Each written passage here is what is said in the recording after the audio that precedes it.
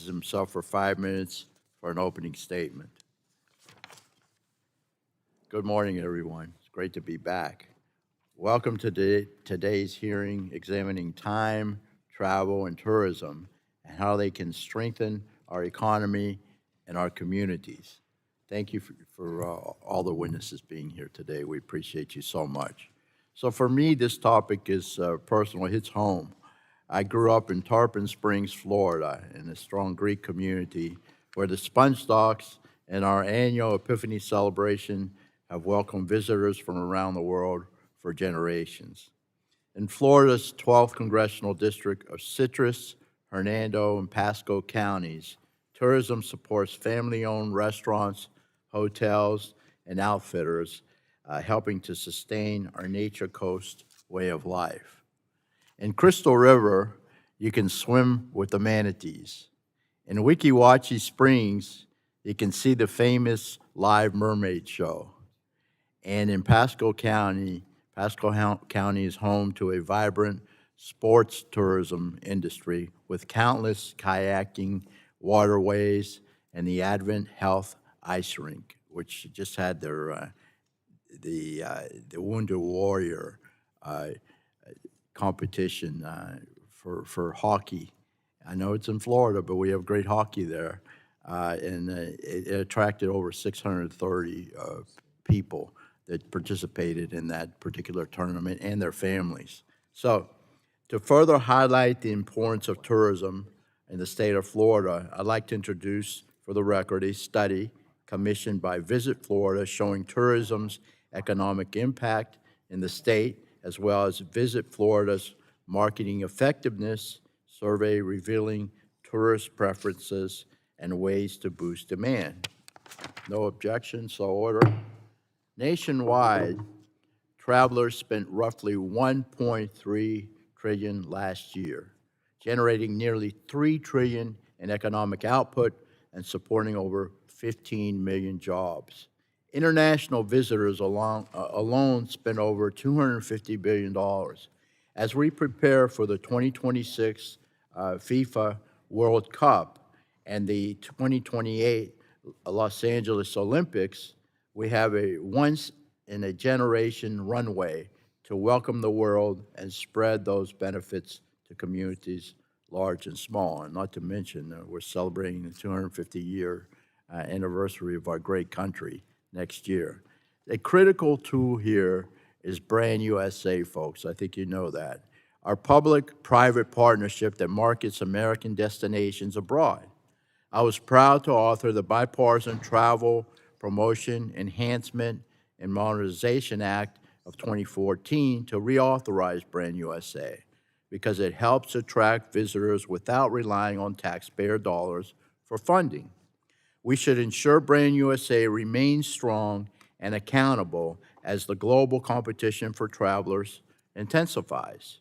To achieve that, I filed legislation yesterday with my partner in the Tampa Bay area, Ms. Castor, to increase funding for Brand USA as we gear up for America's 250 celebration. Dina Titus also is a primary co-sponsor from the great state of Nevada.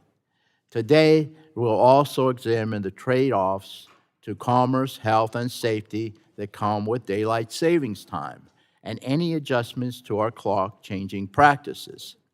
Many argue that more evening daylight boosts consumer activity and tourism. Others raise valid concerns about sleep, road safety, and school routines. Our job is to take actions that help American workers, businesses, of course, and visitors alike, so we can deliver wins for communities like mine and, of course, yours, giving families and businesses the opportunity and certainty, whether we lock the clock or maintain the status quo. So thank you to the witnesses. I also want to mention that we have a spring training in the state of Florida, and that attracts a lot of economic, a lot of tourism, and we need one more team in the Tampa Bay area, so if anybody has any ideas, let us know. All right, the chairman recognizes the ranking member, Ms. Schakowsky, for her 5 minutes for an opening statement. I yield back. Thank Thank you, Mr. Chairman. I hate to say this, but I believe that President Trump has contributed to a decrease right now in the people who want to come to the United States of America. That's right. We have seen a decrease in the people who are coming to visit us. And I want to tell you that even people who are citizens of the United States of America often are mistaked as people who are foreign and taken away for a while until it's finally true that they are actually sometimes citizens and certainly members in the United States of America. So we have seen a real decrease in the number of people who feel safe in coming to the United States. And that is a serious problem. I know that, we're well aware that we want to have people come here and visit. But we have seen a 25% decrease in the number of people who have come here from Canada, who used to be our good friends, and they're not interested in seeing them to coming into the United States right now. Of course, they're certainly not welcomed. And this is a real problem right now. And so I just want to say that in Illinois, there are people being grabbed and sent, whether or not they are citizens or not, depending on how they look. It's been a real trauma in my state, something that we do not need. We want people to feel comfortable. We want them to come to our events that we have here. And I think some people are very nervous about that. So I'm going to yield now to Senator Castor. Wait, yeah, okay. To talk about this important issue, because we need to have people come to and be welcomed to the United States. I yield to you. Well, thank you, Ranking Member Schakowsky, and I want to thank Chair Bill Arakis and our witnesses. All of these topics are very important to the state of Florida, where we have no shortage of sunshine, and travel and tourism are the bedrocks of our economy and our small businesses and our way of life. Just last year, Florida welcomed over 143 million visitors. And all across the United States, last year, travel and tourism generated $2.9 trillion in economic output, supported over 15 million jobs, generated large amounts of local and state tax revenue. And part of that success is due to Brand USA. Brand USA was created by the Congress in the Travel Promotion Act of 2009. It's a public and private partnership that promotes the United States to international tourists. In the last 12 years, their efforts have contributed big time to visitors to the United States. And next year, the U.S. And the state of Florida, we're going to welcome a lot of international visitors due to the World Cup. And then on the horizon, we have the Olympics, the Paralympics, USA 250, and the Women's World Cup in the outer years. Those are huge draws. But local economies also rely on a consistent return of visitors year after year to the beautiful, diverse beaches, mountains, and trails that America has to offer. I want to mention that the temperature today in Tampa, St. Pete is going to be about 82 degrees and sunny. And we love our tourists because this is a clean industry that really provides enormous opportunities. So I see my time is running out. I'll have more to say. I want to thank Chair Bill Arakis for leading the charge to to introduce the bipartisan Visit USA Act. I'm proud to be your partner on that and look forward to our discussion today. Thank you. I yield back. Thank you very much. The gentleman yields back, and now we'll recognize the chairman of the full committee, Mr. Guthrie, for 5 minutes for an opening statement. Thank you, Chairman Bilirakis, and thanks for having this hearing, and thank you to our witnesses for being here. When I looked at the title of this hearing, I realized how important punctuation is. Miss T's from English high school, because if you didn't use the commas, this would be time, travel, tourism. But it's time, travel, and tourism. So thanks for being here, and thanks for having this hearing. So in Kentucky, travel and tourism are essential to our economy. In my district, the city of Bowling Green, draws visitors from around the globe, whether they're touring National Corvette Museum or exploring the expansive caves, caverns, and underground rivers in Mammoth Cave National Park, or Abraham Lincoln's birthplace. Those experiences just don't showcase Kentucky's beauty and ingenuity. They fuel local jobs and economic opportunity. Just the vast of tourists who go to the national park, not just the national park, but the surrounding communities who also have caves. That not every cave is in Caves National Park, and have tourism as well, and the things that work for our tourists. So you can talk about travel tourism in Kentucky. You can't talk about it without talking about the Kentucky Derby.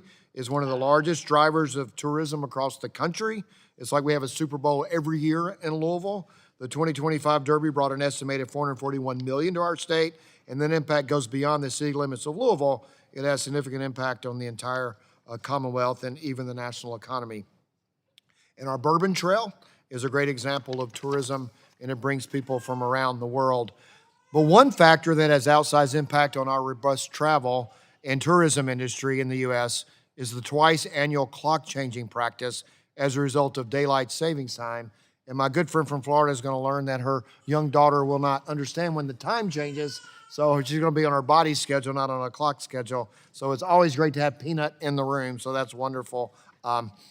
But shifting from 1 hour of sunlight from the beginning to the end of the day or vice versa can have different impacts on people's ability to exercise outside, attend live events, or attract customers to the retail business.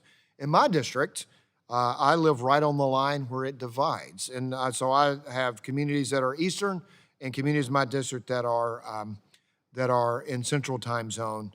And so it's a personal decision, and each place needs to look at how they observe daylight savings time.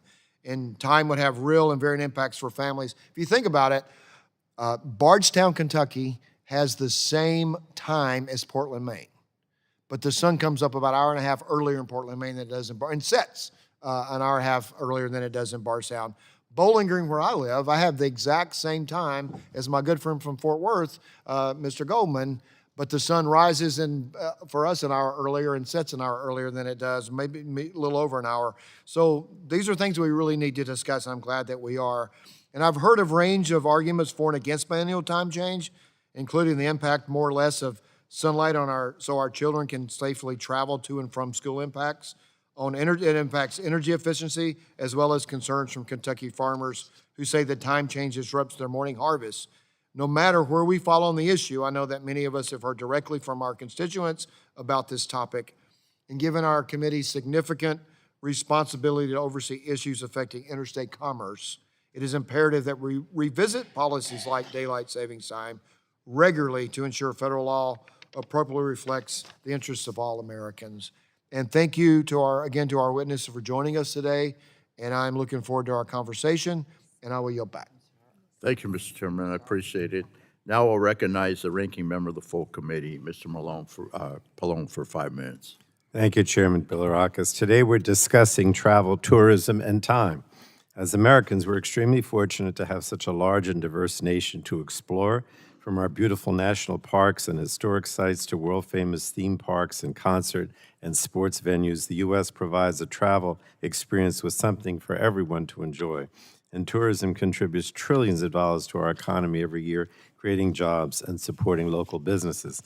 Now, in my district, which is along the Jersey Shore, tourists can enjoy beautiful coastal areas with serene beaches, embark on fishing ventures along the Atlantic coast, explore the music scene at iconic venues like the Stone Pony, and so much more.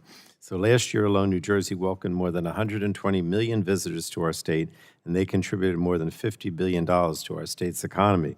People around the world also recognize the top-tier travel experience America has to offer. Over the next decade, the U.S. will host many major world events, been mentioned by my colleagues, the Olympic and Paralympics, FIFA World Cup. I'm proud to say that New Jersey will host multiple matches of the World Cup, including the final game next summer. And major world events present an opportunity for growth in the tourism sector that will bolster our economy, create jobs, and allow us to showcase all that America has to offer. And we must ensure that cities across the country are able to reap the full benefits of these major events. Unfortunately, the tourism industry is suffering. The Trump administration's hostile trade policies and harsh immigration actions have caused numerous countries, including Germany, Canada, and the UK, to issue travel warnings to their citizens looking to visit the United States. High visa fees, stories of legal tourists being wrongfully detained at the border and treated cruelly by immigration agents, and strained diplomatic relationships discourage travelers from visiting our country because they simply do not feel welcome. And we're already feeling the economic impacts. The International Trade Administration reported that travel spending is down almost 3% from this time last year. If these trends continue, our economy could lose billions of dollars this year. And we must ensure that travelers feel safe and welcome in the United States. We can't afford not to, frankly. So for American families, rising costs on everyday essentials are forcing them to rethink travel plans. Republican policies are driving up prices for Americans on everything from groceries to healthcare premiums to their monthly power bills. And as budgets get tighter, many Americans are cutting back on travel. Studies have shown that more than half of Americans are traveling less because of economic concerns. So we know the U.S. has a lot to offer tourists, and our economy, jobs, and small businesses have much to gain from a thriving tourism industry. So we have to reverse course to encourage travel, both domestic and international, and ensure that international travelers choose the U.S. as a travel destination and that American families can afford to see this incredible nation from coast to coast. Now, I know we're also discussing daylight savings time today. Changing our clocks twice a year disturbs our natural sleep cycles, impacts productivity, and has been shown to be harmful to our health. Most people I talk to would like to have a set time that doesn't change. But unfortunately, we have not been able to come up with any consensus on the best solution of how to do that. Everyone has an opinion, particularly around the days that we either spring forward or fall back, but finding consensus has been difficult. So I know this is an important issue. It also showcases our jurisdiction. Mr. Dingell, one of our former chairmen, is probably the most famous chairman of this committee, would often say that the Energy and Commerce Committee has jurisdiction over the world. I don't know that he ever mentioned time, but I think when I tell people, oh, we have jurisdiction over time, they're very impressed. Maybe they shouldn't be, but they are. So it's certainly something we should discuss. But I've had a real hard time, Mr. Chairman, getting any kind of consensus amongst the Democrats or Republicans or the Senate or the House. So I know this is going to be difficult, but I do think most people think that we shouldn't be going back and forth, but then they don't agree on where we stay. So I look forward to hearing from our witnesses today and yield back, Mr. Chairman. Thank you. I appreciate it very much. Gentleman yields back. Now our witnesses for today. Ms. Rosanna Maietta, President and CEO of the American Hotel and Lodging Association. Welcome. Dr. Tyler J. Kleppe, EY Associate Professor of Accounting at the Von Allman School of Accountancy at Gatton College of Business and Economics at the University of Kentucky. And Ms. Lisa Simon, CEO and Executive Director of International Inbound Travel Association. Welcome. Mr. Jay Karen, CEO of the National Golf Course Owners Association. Welcome, sir. So why don't we begin with Ms. Maietta. You're recognized for your 5 minutes of testimony. Welcome again. Good morning, Chairman Bilirakis, Ranking Member Schakowsky, and distinguished members of the committee. My name is Rosanna Maietta, and I am the President and CEO of the American Hotel and Lodging Association, the unified voice of the nation's hotels. Thank you for the opportunity to testify today. Travel and tourism are essential to the American economy. Travel opens doors and builds appreciation for American culture and values. It is how we connect with each other on a human level. It is how we build business relationships that make this country go. It is, of course, how we enjoy well-earned vacation time. Hotels are at the heart of travel. They are where we start and end each day, our homes away from home. I'm proud to note that all of you have hotels in your district. Most of you have more than 100 of them. All of them are economic engines when they are allowed to flourish. The majority of hotels in this country are small business owned. Hotels generate nearly $900 billion in GDP annually, contribute $83 billion in tax revenue, employ more than 2 million workers. That means our industry supports 1 in every 25 jobs across this nation. I do think it's important for you to be aware that the past 5 years have been challenging for our industry, which has yet to fully recover from the pandemic. While there was a surge in travel immediately after it, hotel occupancy rates have since softened.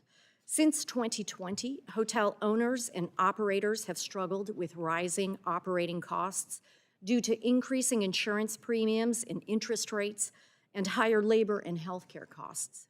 These expenses have increased 4 times faster than revenue.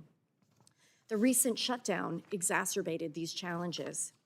We also face significant staffing shortages. Nearly half of the nation's hotels remain severely or partially understaffed. Despite it all, hotels remain open, resilient, and committed to serving their communities. And we believe the future is bright. Major happenings like the World Cup, America 250, and the Olympics are right around the corner. These have the potential to drive surges in both major and secondary markets and generate tax revenue, infrastructure investment, and workforce development. And importantly, show the rest of the world the best of America.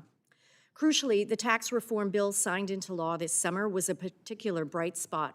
It delivered the clarity and permanence that hotel owners and small businesses across the country urgently need to be able to invest in their communities and expand their operations. And we are proud that more than 800,000 hotel employees will keep more of what they earned through no tax on tips. Looking to the future, congressional decisions on government funding, international travel, and workforce stability will determine whether hotels can fully welcome millions of visitors for these events. And our industry recommends 4 specific policy solutions. First, we echo the letters from Congress to the Departments of Homeland Security and Labor, urging that they release the maximum allowable number of supplemental H-2B visas. These visas are critical to helping hotels maintain operations, especially on the eve of the World Cup.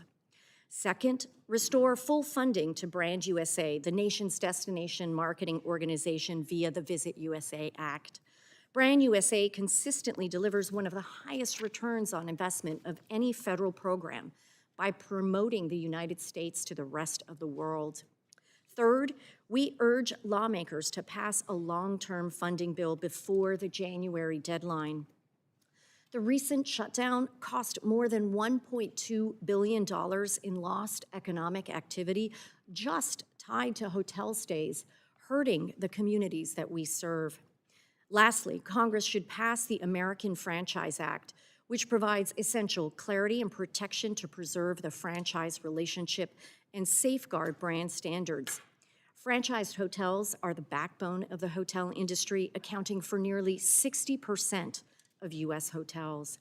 Chairman Bilirakis, Ranking Member Schakowsky, and members of the committee, thank you for your leadership, for the opportunity to testify today. I look forward to working with each member of this committee to ensure that America remains the most hospitable nation in the world. Thank you. Thank you so very much. Appreciate it. Dr. Kleppe, you're recognized for 5 minutes for your testimony. Welcome, sir. Thank you, Chairman Bilirakis, Chairman Guthrie, Ranking Members Pallone and Schakowsky, and members of the subcommittee. Thank you for your invitation to testify at this hearing. My name is Tyler Kleppe. I'm the EY Associate Professor at the University of Kentucky. My research covers several topics related to capital markets and financial regulation. Of particular interest to this subcommittee and this hearing I've recently published co-authored research that examines the effects of daylight saving time, or DST phasing, on capital market participants. I'm excited to share the insights of this research with you today. Now, before I discuss this research in detail, I want to make it clear that my testimony is based on my expertise as a researcher in capital markets. I'm not an expert on the psychological or psychophysical impacts of DST phasing, but that said, my interest in studying the effects of DST phasing on capital markets was motivated by the considerable evidence, including some that's been mentioned by the members already, across other disciplines, indicating that DST adjustments negatively impact individuals and yield various negative consequences, including increased traffic and workplace accidents, atypically punitive judicial sentencing, and higher frequencies of heart attacks and brain dysfunction. Now, my research seeks to address whether these negative impacts spill over to another important but underexplored setting, public equity markets. Understanding how DST phasing impacts U.S. financial markets is crucial for understanding the broader economic implications of DST policy. My work in this area is titled The Effects of Daylight Saving Time Adjustments on Investor Information Processing. It's published in the Accounting Review, one of the leading accounting research journals. This work is co-authored with Andrew Pierce at Georgia State University, Zach Wiebe at the University of Arkansas, and Terry Yan at Emory University. Now, in this study, we examined the effects of spring forward, so in March, the DST advances on U.S. investors' processing of corporate earnings news. We focus on advances in March because these time shifts occurred during spring earnings season, which, as many of you might be aware of, it's a period when many public companies disclose earnings news to investors and other capital market stakeholders. Now, given our interest in understanding how these adjustments affect investors' decision-making, we view this as an ideal setting to examine our research question. Using quarterly earnings announcements made by U.S. companies during this current DST regime, so we looked specifically from 2007 through 2018, we examined investors' price responsiveness to earnings news. Now, most of the time, a company's earnings map directly into company value. And consistent with this, decades of research in accounting and finance have shown that earnings news impacts stock prices. This finding is so robust, it is a classical test of market efficiency in the capital markets literature. In other words, when stock prices are less responsive to earnings news, this is evidence that markets are less efficient. Consistent with DST advances dampening the investor response to earnings news, we observed significantly lower price responsiveness for earnings announcements made in the week following a DST advance relative to other announcements. Now, this finding is consistent with DST adjustments inducing cognitive impairment, such that investors are slower to process information contained in these very important earnings announcements. Now, our study adds to our collective understanding of how DST adjustments impact capital markets and highlights an important economic cost of DST phasing. Market efficiency is crucial for a well-functioning financial system, and thus we view our evidence that DST advances impair the efficiency of U.S. equity markets, which are well known as the most efficient and sophisticated markets in the world, to be meaningful and relevant to U.S. policymakers. In particular, we find that retail investors are particularly susceptible to the cost of these DST advances, which we view as relevant because there could be a disadvantage to retail investors versus to more sophisticated investors. Now, that said, we acknowledge that we are only one of several academic studies that examine the impacts of DST phasing. Thus, I believe it is prudent to consider the evidence as a whole in making any policy decisions, as opposed to focusing on one particular finding in isolation. Moreover, our evidence cannot speak directly to any potential changes in processing costs associated with remaining on daylight saving time or standard time permanently, which is a common challenge in the academic literature since we, as most of us as Americans, aside from a few states, have been experiencing these biannual time shifts for several decades. As such, the intent of our study and our research is not to speak to the optimality of different policies, but rather to provide evidence that you can weigh in considering the costs and benefits of alternative policies. I appreciate the opportunity to testify to this subcommittee, and I look forward to your questions. Thank you, sir. The gentleman yields back now. We'll recognize Ms. Simon for her 5 minutes. Thank you. Thank you, and good morning, Chairman Bilirakis, Ranking Member Schakowsky, Committee Chair Guthrie, and Ranking Member Pallone, and esteemed members of the subcommittee. Thank you for the opportunity to testify on the state of international inbound travel to the United States, an industry that affects every congressional district, every urban and rural community, and thousands of small businesses across our country. I'm Lisa Simon with the International Inbound Travel Association, and our members are the tour operators, destination partners, and travel services that welcome millions of international visitors to the United States each year. International inbound tourism is a vital American export that supports millions of jobs, strengthens local economies and small businesses, and contributes significantly to the U.S. trade balance. I'd like to first acknowledge that good things have happened and are happening this year in support of international tourism, none the least of which is the recognition and support of the mega events that are coming to the U.S. in the next several years, starting with the FIFA World Cup next year and the Olympics and Paralympics in 2028 and 2034. We commend Congress and the administration for taking tourism issues seriously. However, we have other big issues that are negatively impacting this vital economic driver. Today, I share the sobering reality that Ranking Member Schakowsky also mentioned, that our international inbound travel to the U.S. is in decline. Through September, international arrivals are down 3.5%, and we're expected to end the year with 67 million international visitors, which is down 6% from the 72 million in 2024. While it varies by market, an example is Canada. Our top inbound international market is down a whopping 25%. At the beginning of the year, projections indicated we would reach pre-pandemic visitor levels by the end of 26. That recovery has now been pushed out to 2029. Since 2019, the U.S. has gone from a $54 billion travel trade surplus to a projected deficit of nearly $60 billion this year. The rest of the world has been growing international visitation faster than the United States, reducing our market share of global international travelers. In fact, the United States is the only major country in the world that is predicted to decline in international visitor spending in 2025. While there are many contributors, many of the biggest deterrents come from recent policy changes, some of which have gone into effect, others that have been proposed. First, steep fee increases for international visitors that are building on already high cost of visiting the United States. We are an expensive destination. From the One Big Beautiful Bill, there's a proposed $250 visa integrity fee on top of the existing $185 visa application fee, which, if implemented, would result in the U.S. having the second highest visa cost in the world. Entry fees for travelers from visa waiver countries and those entering at land borders have doubled and increased fivefold, respectively. And a recent executive order directs higher entrance fees for international visitors to national parks, coupled with a bicameral bill, the Patriot Parks Act, that would codify this international visitor surcharge. This particular policy, we believe, would have serious consequences beyond costs. Imagine the long lines and delayed entry for visitors, including Americans, as the parks check IDs of every visitor. Second, several issues are causing economic uncertainty and eroding consumer confidence, like stricter border and immigration policies, tariffs, and geopolitical relations overall. Government shutdowns definitely impacted, and I should note that this shutdown cost $5.5 billion in travel revenue.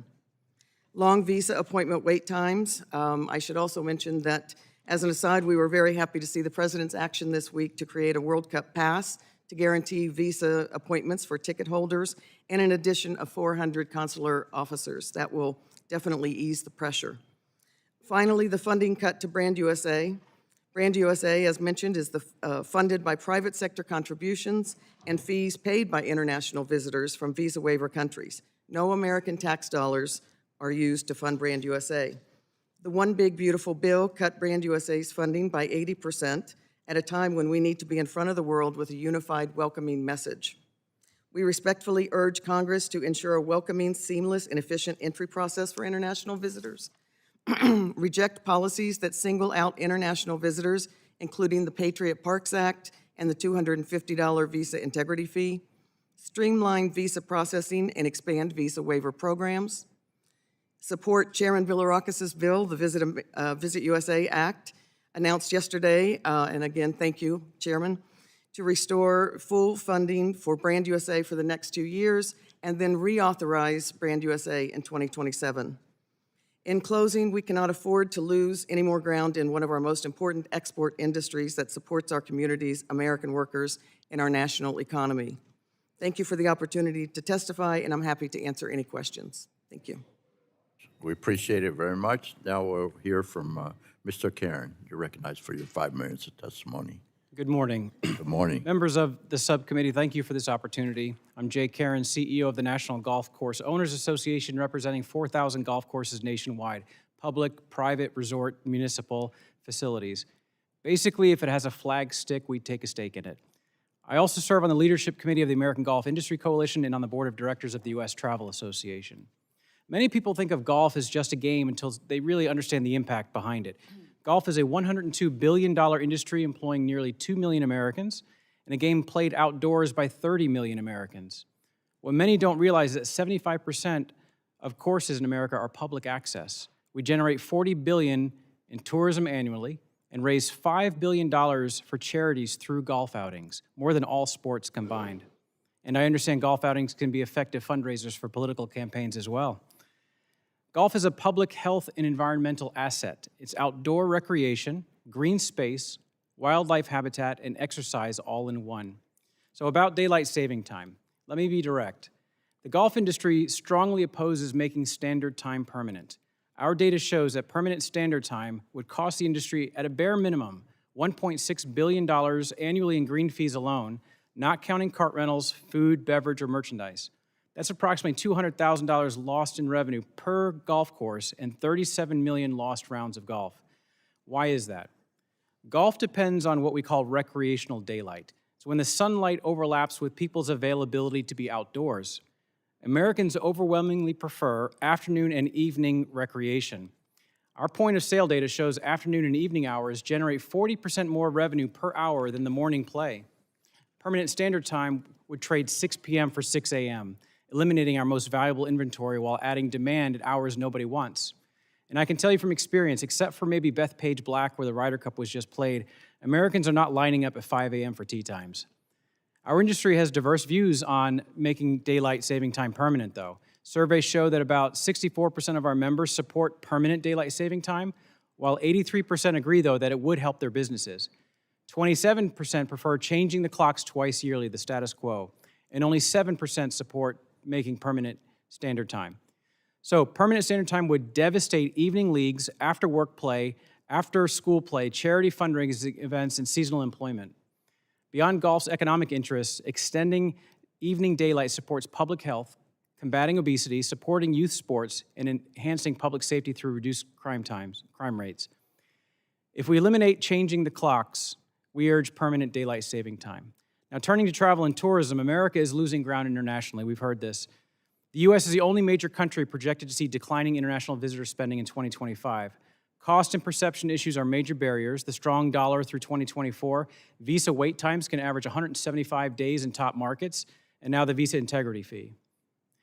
This comes at the worst possible time. In the next 4 years, we'll host all of these wonderful events and expect to draw 40 million international visitors, but only if we strengthen our competitiveness. Inside of travel, golf represents an underutilized asset. Our $40 billion in annual golf tourism makes us the second largest economic driver in the sport. International golf travelers are exceptionally high-value visitors, spending $3,000 per trip versus $1,600 for domestic travelers, staying 6 nights versus 3.5 nights, and filling shoulder seasons when beach and ski destinations struggle. The U.S. has the best golf tourism product in the world, and we are dramatically outmarketed by Scotland, Ireland, Spain, and emerging destinations in the Middle East and Asia.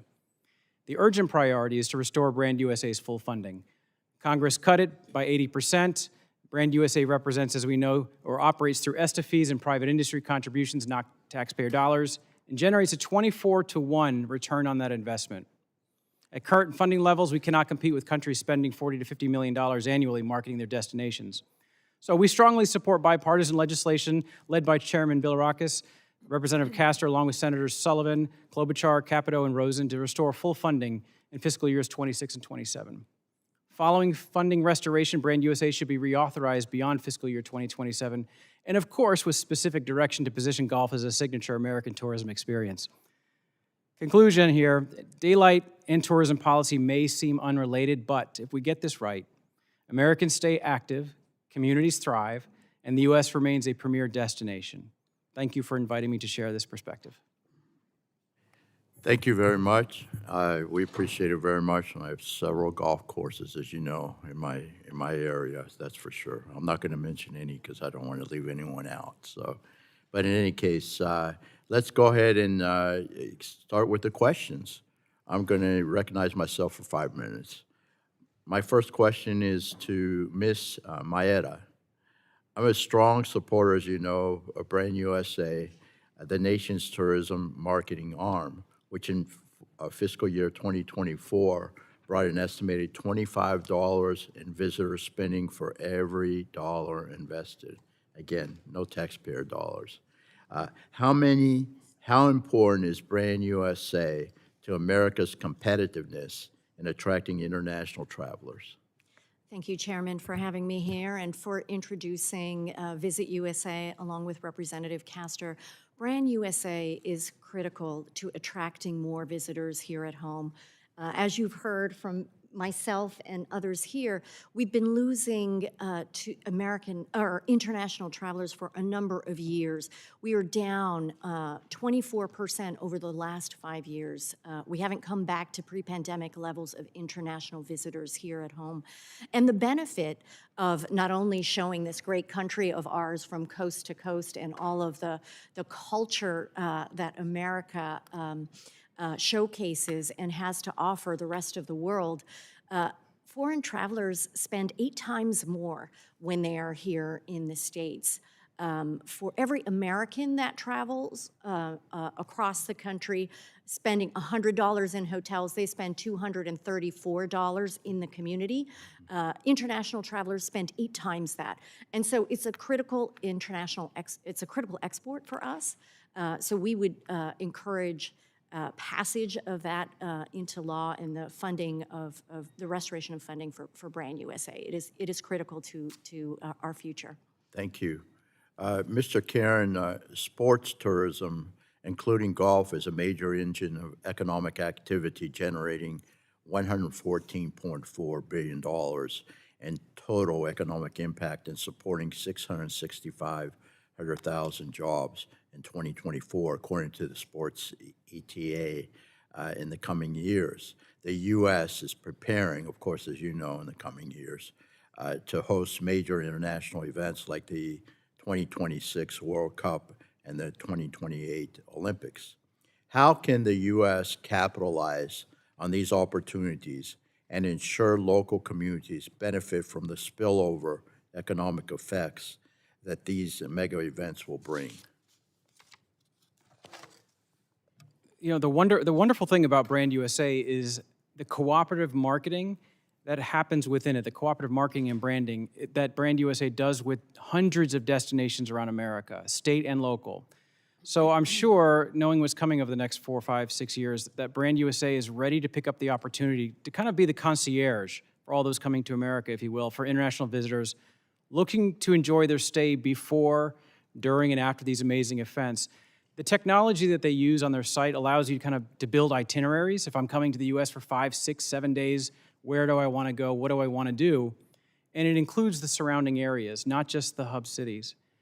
And the marketing campaigns often highlight the local and unsung assets in those areas as well, right? So I think the way for the spillover effect into the local communities is to let Brand USA do their thing, empower them to do this.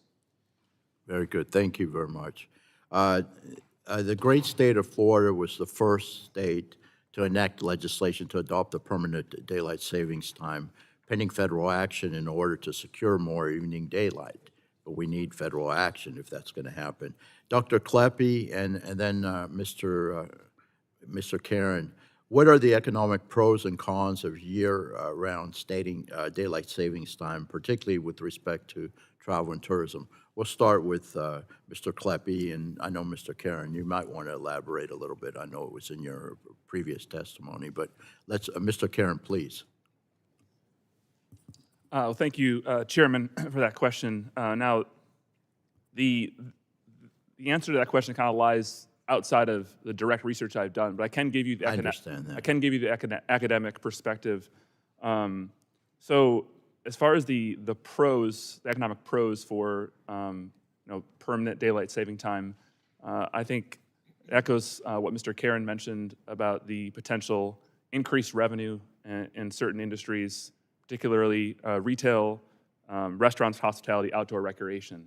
Those particular industries that benefit from more afternoon or evening sunlight.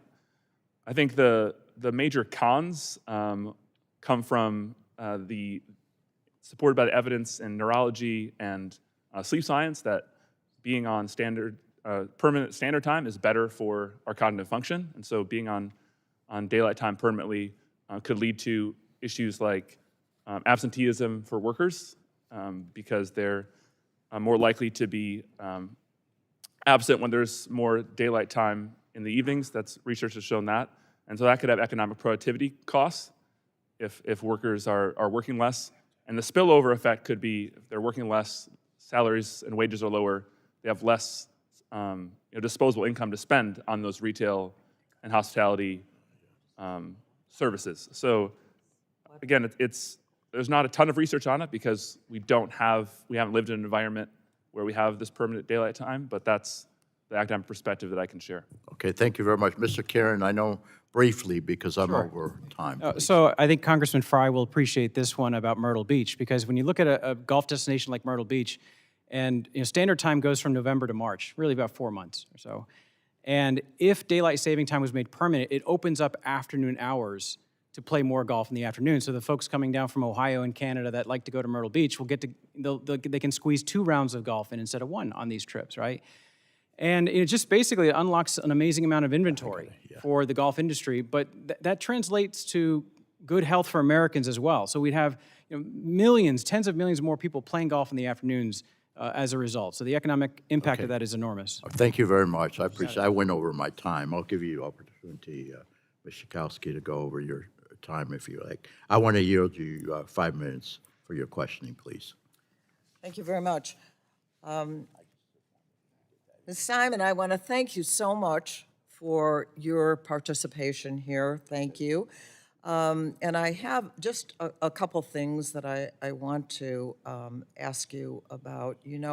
We have 25, what is this, 25% decrease from Canada in the amount that is paid now to the United States of America, and some other places not doing so well either.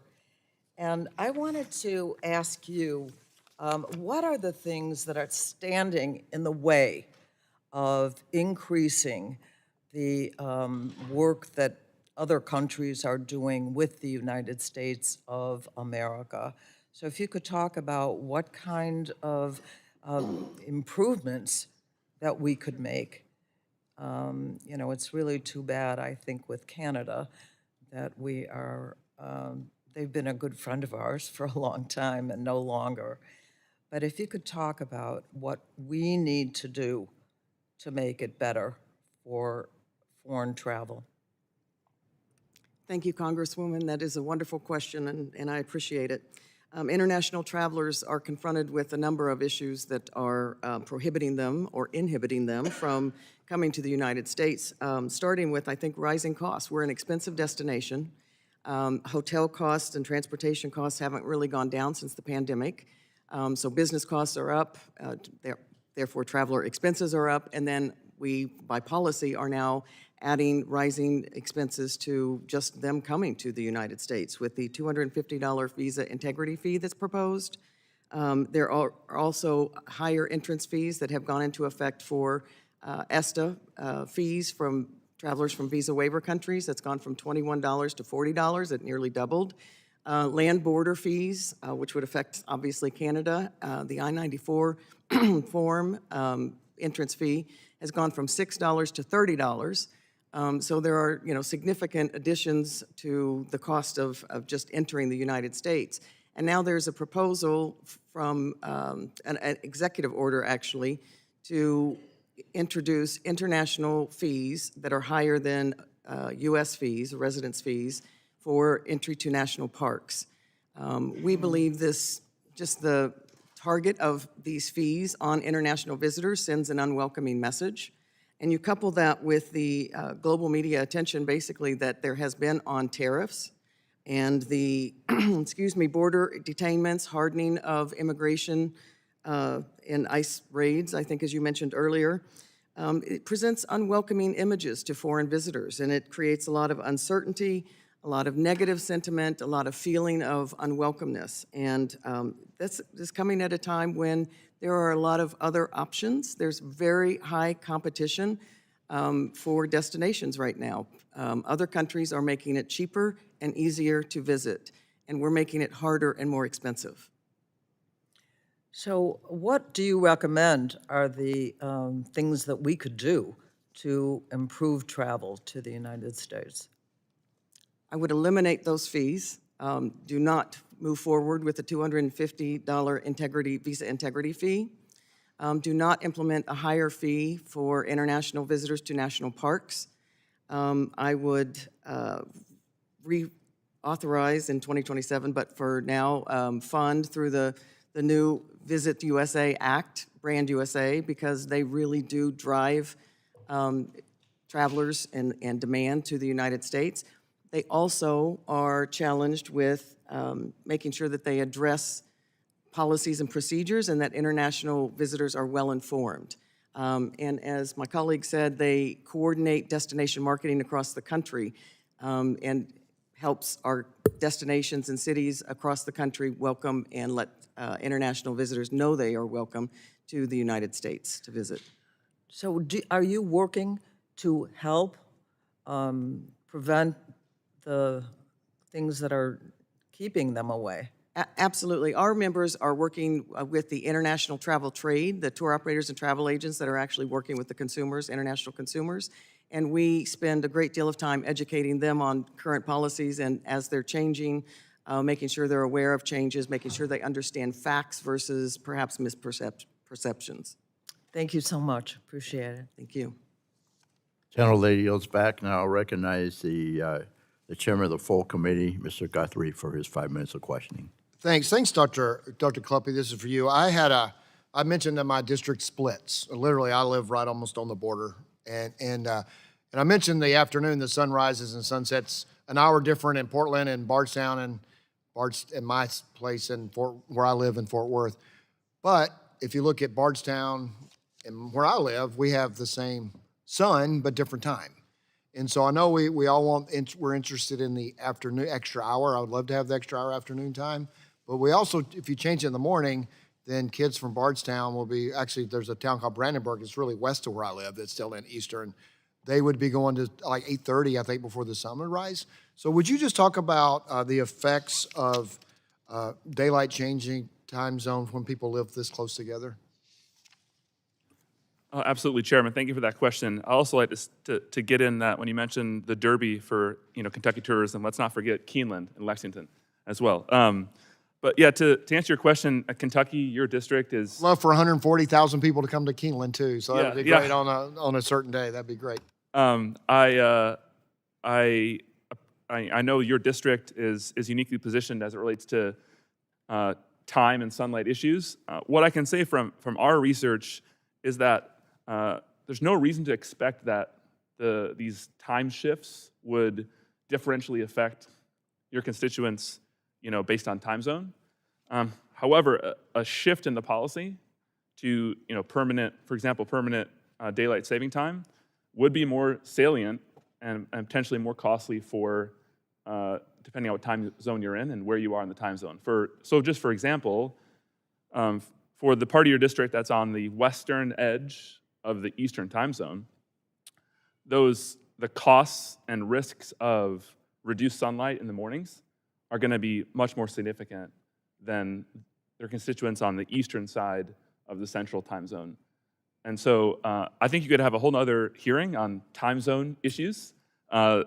We could spend a whole day on that, but I would just urge you to consider those issues as well if you consider any policy changes, that the impacts, some of the costs would certainly differ based on where you're located within a time zone. So Mr. Karen, so the opposite of, so the hour comes up So it'll be like 8:30 before the sun comes up in the western edge of eastern. But where I live, the sun goes down about 4:35 in the middle, like now. December 21st, I think the sun goes down just a little after 4 o'clock in the afternoon, well, probably before 5. It was between 4:30 and 5. And then other states, you have like we're across from Indiana. I think Indiana, they've changed the way they observe time, but used to be there were the counties around Louisville was always on Eastern, the counties around. So could you just describe about the difficulty of just a patchwork of time zone changes? So let's say we let each state do it, and Kentucky doesn't do it, but Indiana does do it. For some reason, Indiana did it a couple years ago. Matter of fact, the governor at the time, who ended up being president of Purdue, said that that was probably the most difficult decision he made as governor, or the most political, I would say. So, I think the legislation that is being proposed right now in Congress, whether it's to make daylight saving time permanent, but would allow for states to opt out into standard time, or there's another law that would allow states just simply to choose whichever one they want. We already, I'm no states' rights expert, necessarily, but I can tell you we already have enough issues with figuring out what time zone some states are in, right? If we add another variable, whether what time zone and if they're in DST or standard time, that will be very interesting. Dr.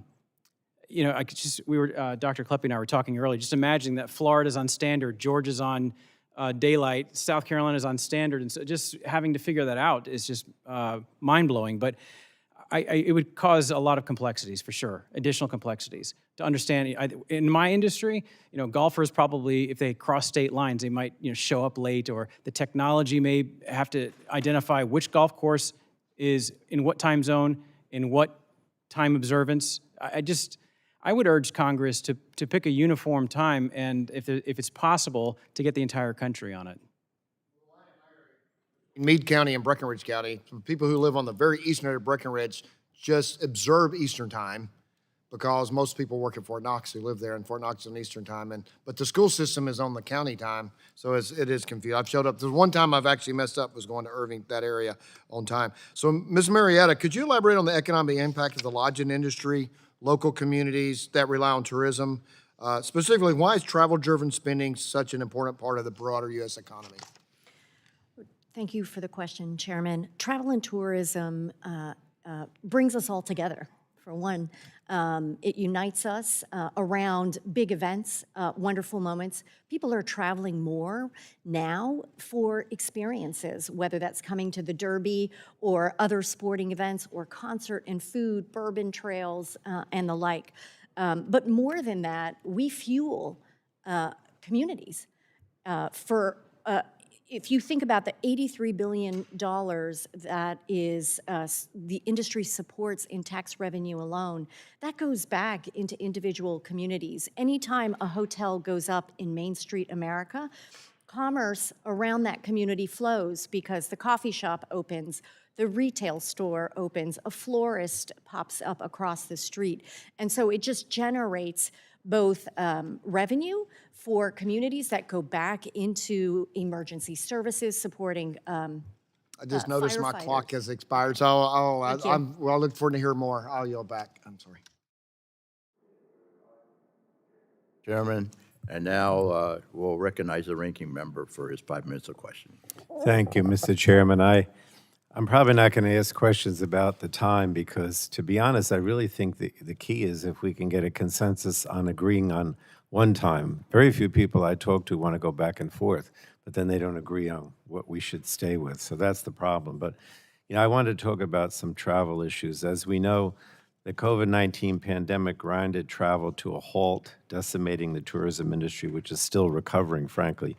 So, Ms. Simon, in your testimony, you state the U.S. is not expected to reach pre-pandemic levels of international travel until 2029, even with major sporting events like the 2026 FIFA World Cup and the 2028 Olympic and Paralympic Games taking place in the U.S. even before that. So let me just ask you, how will challenges to visiting the U.S., such as increased visa fees and other cost increases, long visa wait times, hidden fees, immigration concerns, and unpredictable market conditions impact America's ability to reap the full benefits of hosting next year's World Cup and other international sporting events, if you will? Thank you, Ranking Member, and I appreciate the question. There are a number of issues that you've mentioned that are impacting visitation to the United States. And the mega events that we have coming in the next few years are definitely going to help our international numbers stay somewhat stable. But the impacts that we're seeing are not just for visitors coming in for those mega events. It's the traditional visitors and tourists that are coming in for other activities, just to see the national parks, to see the destinations, to experience the American culture.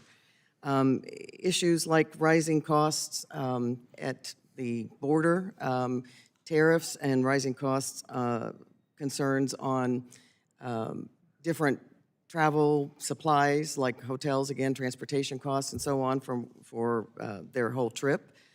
And then, again, the negative sentiment that some of these rising costs and tariffs and images that are being presented about the United States are impacting travelers' decisions on whether or not to come to the United States.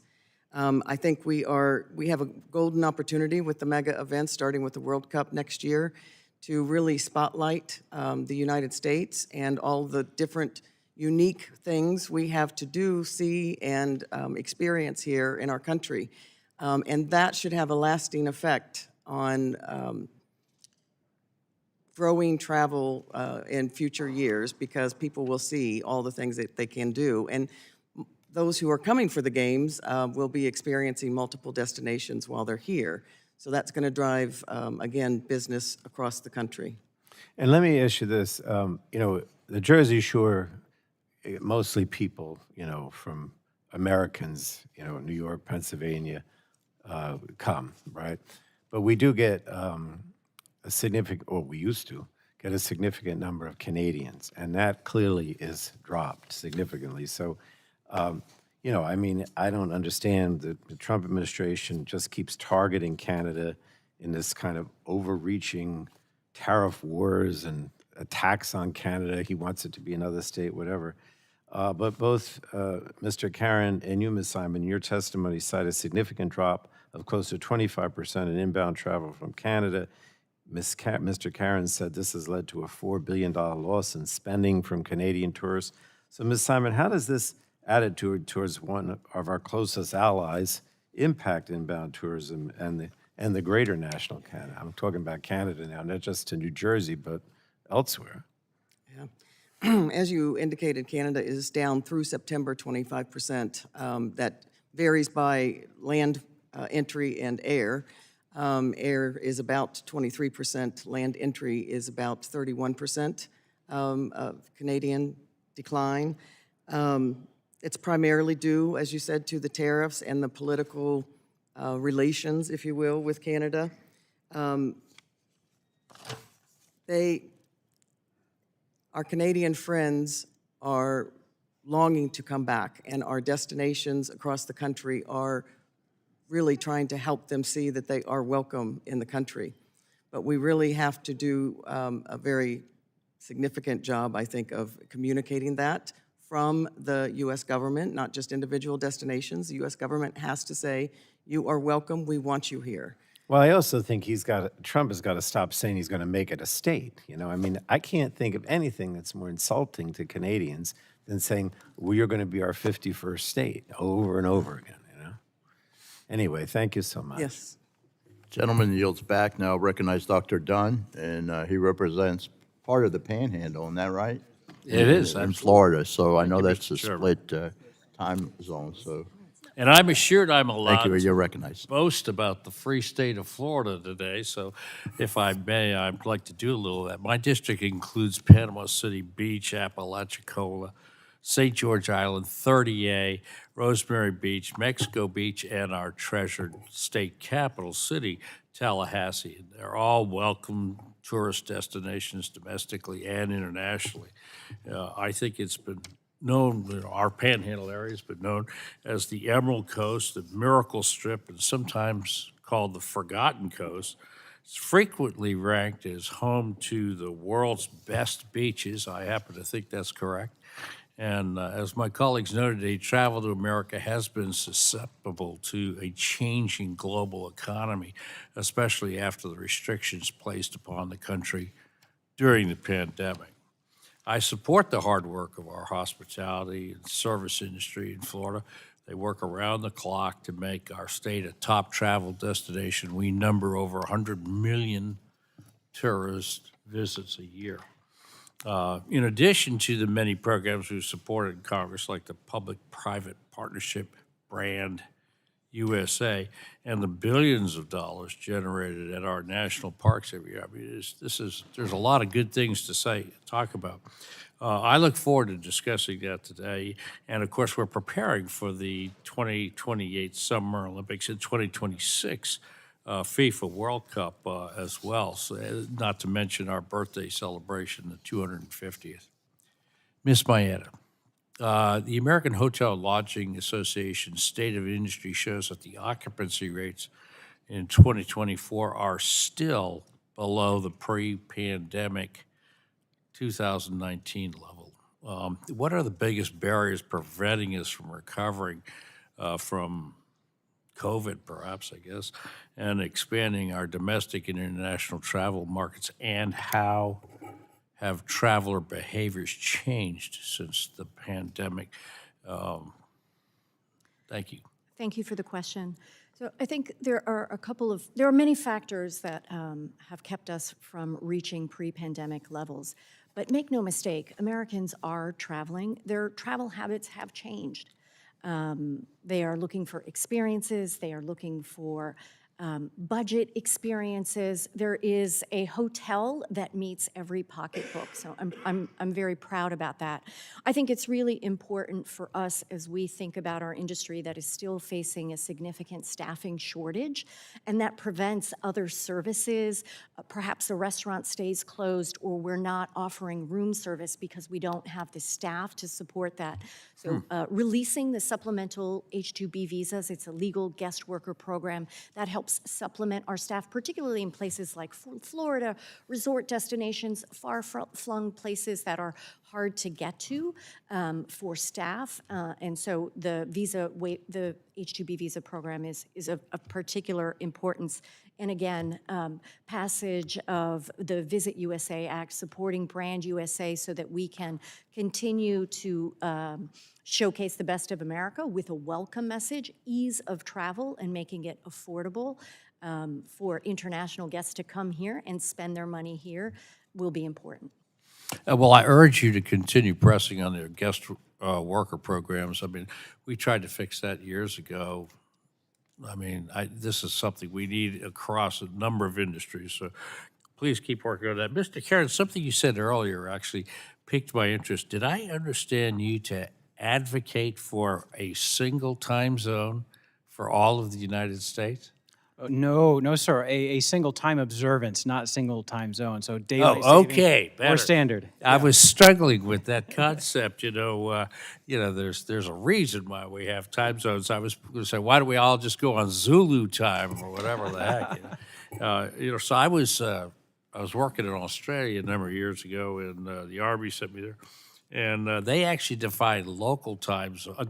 They define time zones quite locally, and they break them down into 15-minute intervals.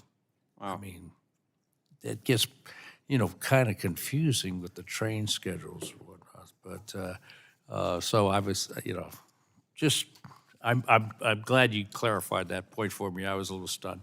Mr. Chairman, I'll yield back. Thank you very much. Appreciate it. Now we'll recognize Ms. Castor from the great state of Florida, from the Tampa Bay area, and she has a lot of hidden treasures in her district as well. So we do. You're recognized. Thank you, Mr. Chairman. Ms. Simon, international travelers have a lot of options. These are their hard-earned dollars, discretionary dollars, and they can travel just about anywhere they want, all across the world. I think that highlights the importance of a consistent public-private partnership to promote American destinations. We took an unfortunate U-turn under the big ugly bill in slashing support for Brand USA, and that's why I'm so grateful to Chair Bilirakis for getting us back on track. Under the Vital Investment in Sustaining International Tourism Act to the USA, the Visit USA Act, I'm proud to be the co-lead on that. But can you talk about why it is important to have consistent messaging, advertising, promotion outside the United States to encourage international travelers to come to the U.S.?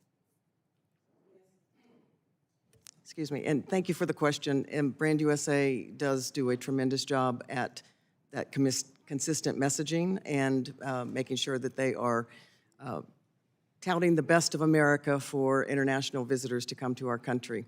That is critical because there is so much competition. We are, as I indicated earlier, we are the only country that is going to see an international visitor spending decline in 2025. The rest of the world, global international travel is growing.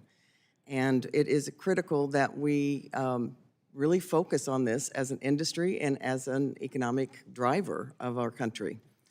Brand USA is so important because for every dollar they spend in industry promotions, the return is $21. So it is a logical investment. And that's not just in the state of Florida. That's all across the country. There are plenty of places, like I know Rep. Soto's going to talk about everything happening in the Orlando area. You've heard but international travelers come all over and that supports jobs and local economies all across the country. Is that right?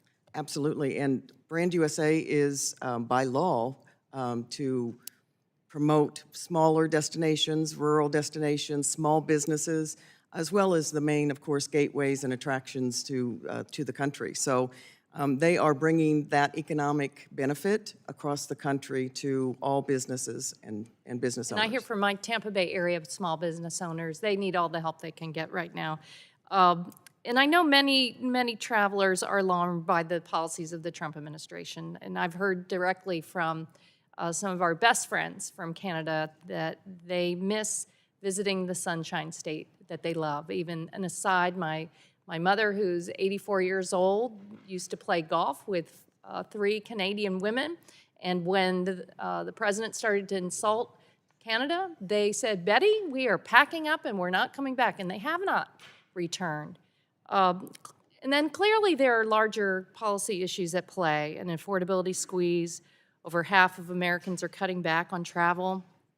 Part of it is because of some of the deceptive information out there when it comes to lodging. I want to thank everyone on this committee for passing my bipartisan Hotel Fees Transparency Act.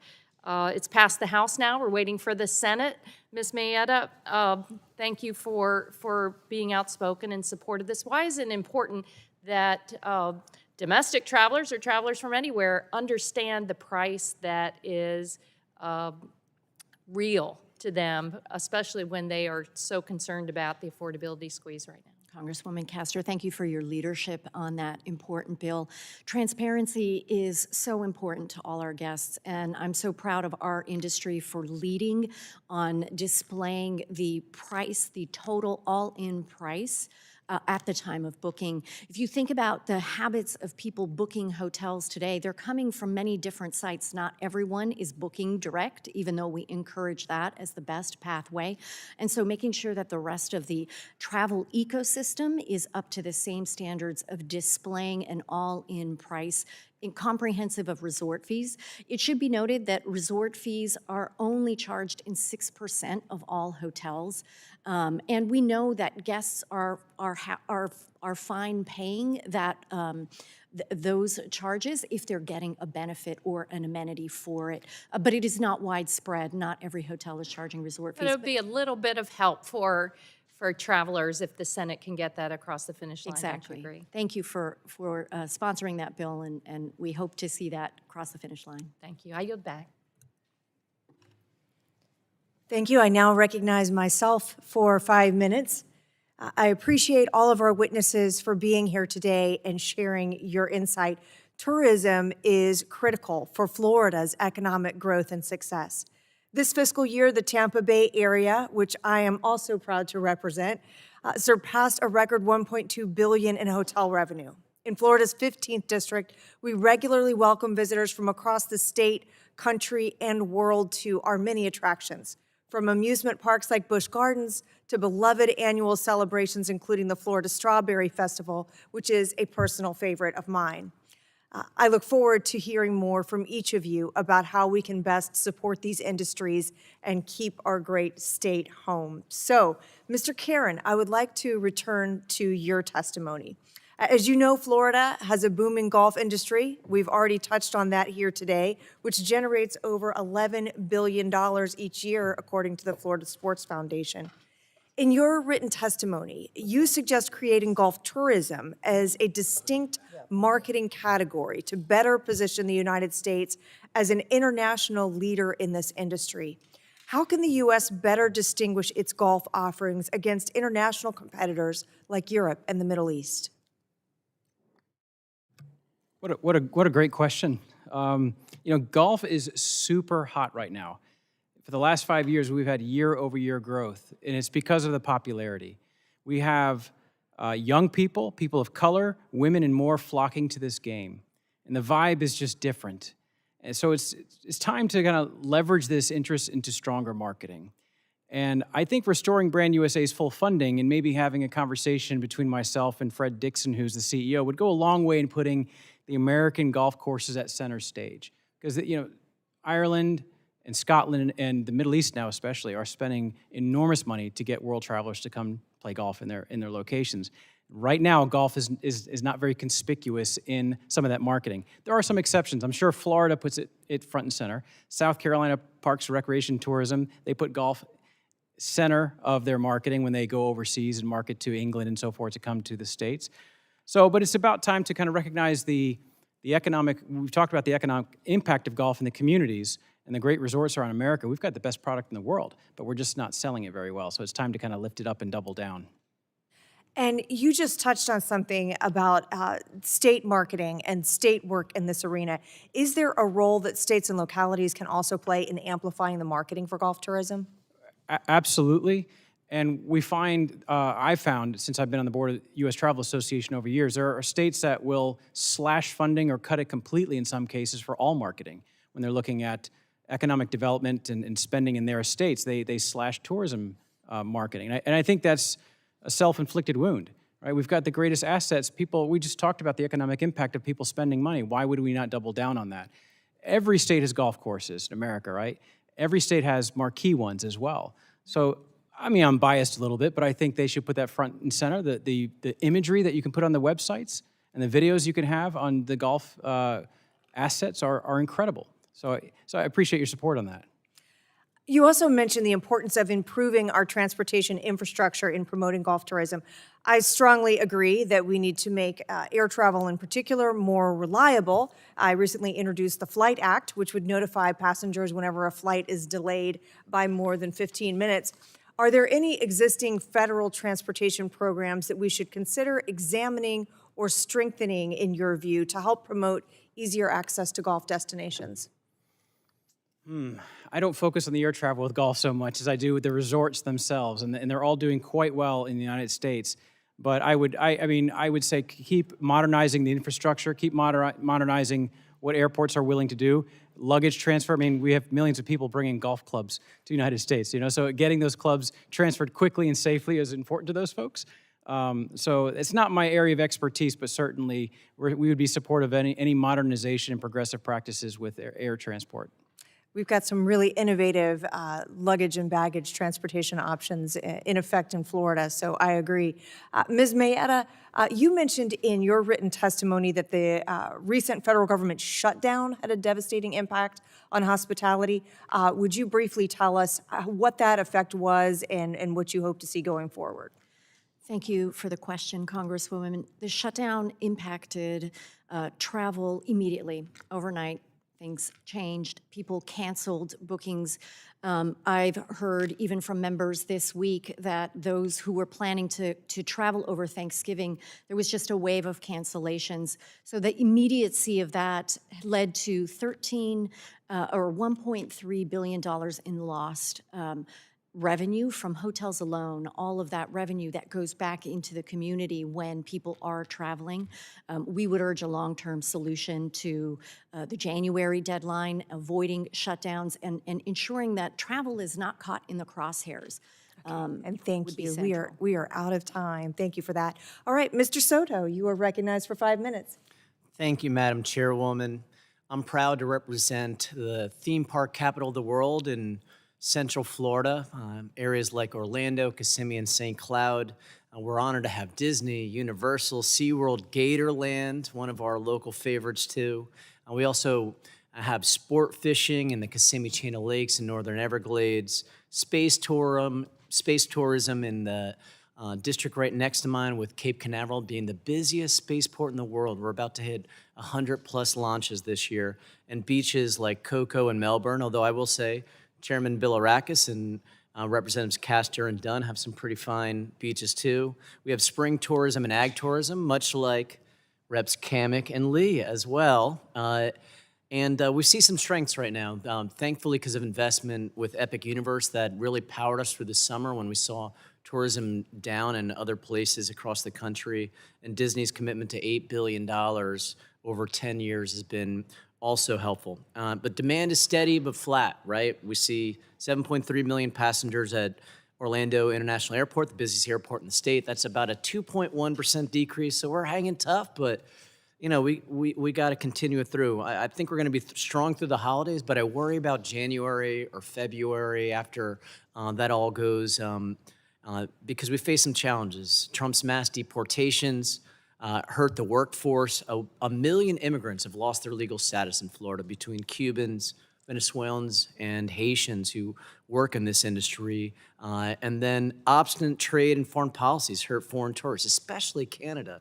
Why are we messing with Canada? For the record, Orlando loves Canada, okay? Europe too, as well, and Brazil. 50% tariffs on Brazil.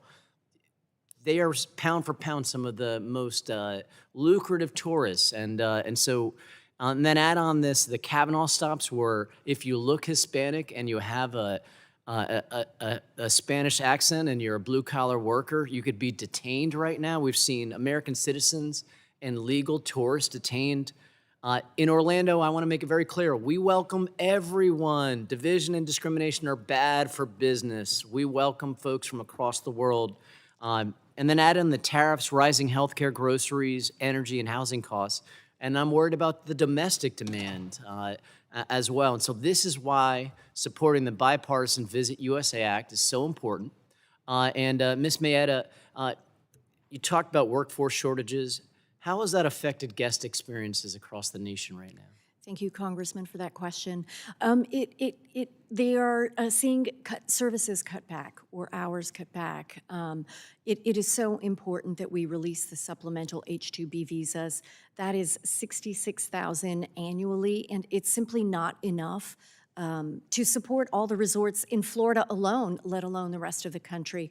It is a proven legal guest worker program that has decades of experience there. When we can hire American, we do, but we rely on that program to supplement around the country, especially as we're looking at the big events and ensuring that we're well-staffed. And that is forgive me because my time's limited, that's a perfect transition. Ms. Simon, how could not only workforce shortages, but tariff insanity and mass deportations and Kavanaugh stops and all this stuff affect the World Cup or the Olympics? Thank you for the question. I think what you've described is what a lot of potential international visitors are seeing, and it does create a lot of uncertainty, a lot of fear and anxiety about traveling to the U.S. We need to make sure that there is a consistent, welcome, unified message saying that international visitors to the United States is not the same as immigration. Visitation is not immigration, and we need to make that very clear. Obviously, supporting the Visit USA Act is going to be critical so that Brand USA can get out there and get that message to the international travelers. Thank you. And Dr. Kleppe, it's interesting to hear your analysis. I wrote that bill back in 2013. You may or may not know that, although the R's never let me pass it in 4 years in the Florida legislature, and then promptly passed it right afterwards. So I feel some justice being here today to discuss it. Before that, everybody was trying to keep on standard time, and of course, keeping on daylight savings time would be a better impact. Have you estimated the total revenue from this change to extending daylight savings time to tourism nationally? So thanks for the question, Congressman. I have not. That is not something that I have done in my research that I've It'd seen. be positive, though, based upon your experience, right? It's hard to estimate. One of the reasons it's hard to estimate is that we can have, and you can see it in Mr. Caron's testimony, we can get at estimates, I think, reasonably about what the added revenues would be in certain industries with an extra hour of evening daylight. I think the issue is the cost of that, the cost coming from disruption to our circadian rhythms, which is well established in neurology, sleep science, and kind of the medicinal community that believes that permanent standard time is a better alignment with our brains and our function cognitively. We don't know how that would affect economic decisions broadly, and so it's really hard to come up with an estimate of that side of it, and that would affect all aspects of the economy, not just industries like tourism and outdoor recreation. Thanks for your opinion. My time's expired. Mr. Obernolte, you are recognized for 5 minutes. Well, thank you very much, and let me say how delighted I am to be having this hearing. This is an issue that I have been deeply engaged on for the last 10 years. When I was serving in the California State Legislature, I helped lead an effort to enable the state of California to go on full-time daylight savings time should Congress act to amend the Universal Time Act to give states that option. And then later, California passed Prop 7 in 2018, which empowers the legislature to make that change. Unfortunately, Congress has not enabled that choice for states, and the bill that we are hearing today would allow states that option. And I think that it's very telling that when the most populous state in the nation is voting to enable a switch onto full-time daylight savings time, that Congress should take note of that. And there are many states that would follow that example. The evidence is overwhelming and compelling that it's not good for us to be changing back and forth twice a year. I mean, it's not good for our health. It's not good for our sleep cycles. It's not good for our productivity. It's not good for traffic accidents. I mean, I think everyone should be able to acknowledge that this is a practice that needs to stop. And I mean, if you want evidence for why we got into this situation in the first place, look at the origins of daylight savings time, which was born out of a necessity to conserve energy when lighting was the predominant consumer of energy. And now we're in an era with LED lighting where lighting is no longer the predominant consumer. I mean, I think this is an idea whose time has come. We need to stop switching back and forth. So the compelling question that confronts us today is which to choose. Do we choose permanent daylight savings time, or do we choose permanent standard time? And there are proponents on both sides of that issue. And this is the one thing that's prevented us from doing what everybody wants to do, which is to stop switching. So to me, this is the crux of the argument. So Mr. Caron, I've found your testimony very compelling. One would think, looking at a golf course operator, for example, that you'd be agnostic as to whether or not you had time in the morning or time in the evening. I mean, the problem that we have is, as the days grow shorter, we don't have the option of having sunlight in both the morning and the evening. We have to pick one or the other. You would think that a golfer could choose to golf early or choose to golf late, and it wouldn't matter. And yet your testimony is that overwhelmingly economic activity is enhanced by adopting full-time daylight savings time, which puts the daylight in the afternoon. Can you like opine as to why that might be? I really think, except for Saturday and Sunday mornings where people love to grab the first tee times of the day, you look at the rest of the week and the availability of Americans to play, especially working Americans, they just simply prefer the afternoon. There's a 40% premium that is, or 40% more revenue that is drawn off the afternoon hours simply because that's where the demand is. So if that's where the demand is and we can open up a little bit more inventory when they are available to play, it's an exponential effect. So yeah, I think, again, what I said is it's trading 6 p.m. for 6 a.m. And Americans at work are not going to make 6 a.m. tee times Monday through Friday. But they will make 3 p.m. tee times to play 9 holes if they can get it in, right? And so the economic opportunity is tens of millions of dollars. And we only measured public golf courses and their green fees. We didn't even touch private clubs and the economic impact there.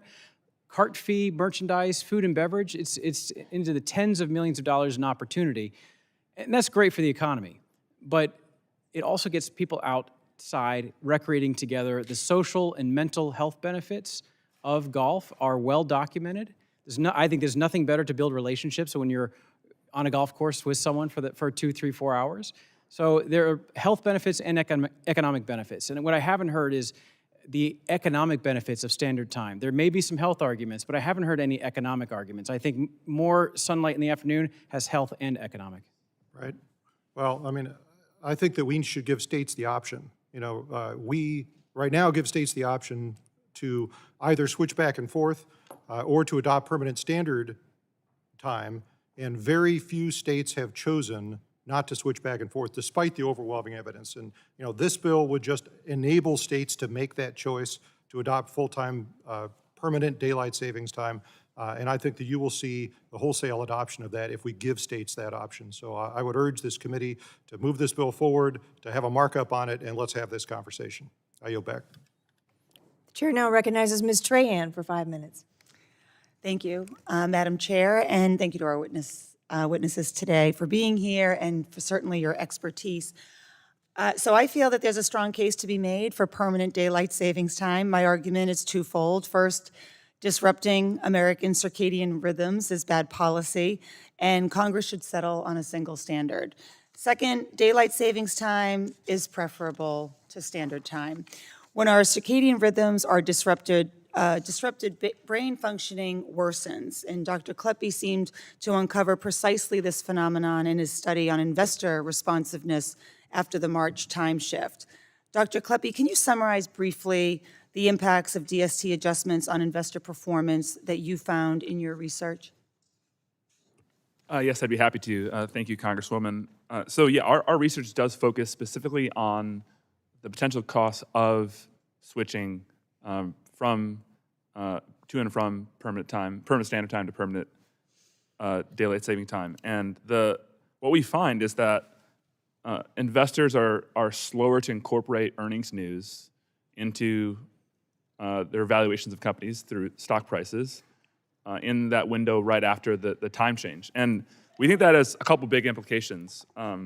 So, you know, when prices don't reflect underlying value because of this market inefficiency, it's basically bad for everyone because it potentially creates higher risk and uncertainty because we don't know what the true value is, and it can create disparities across investors. So, in particular, what we find in our research is that retail investors are likely at a disadvantage to more sophisticated investors, and so there's a chance for this worse trading outcomes for retail investors because they're less able to overcome some of these cognitive impairment issues that come from changing time. So that's really what our research can speak to.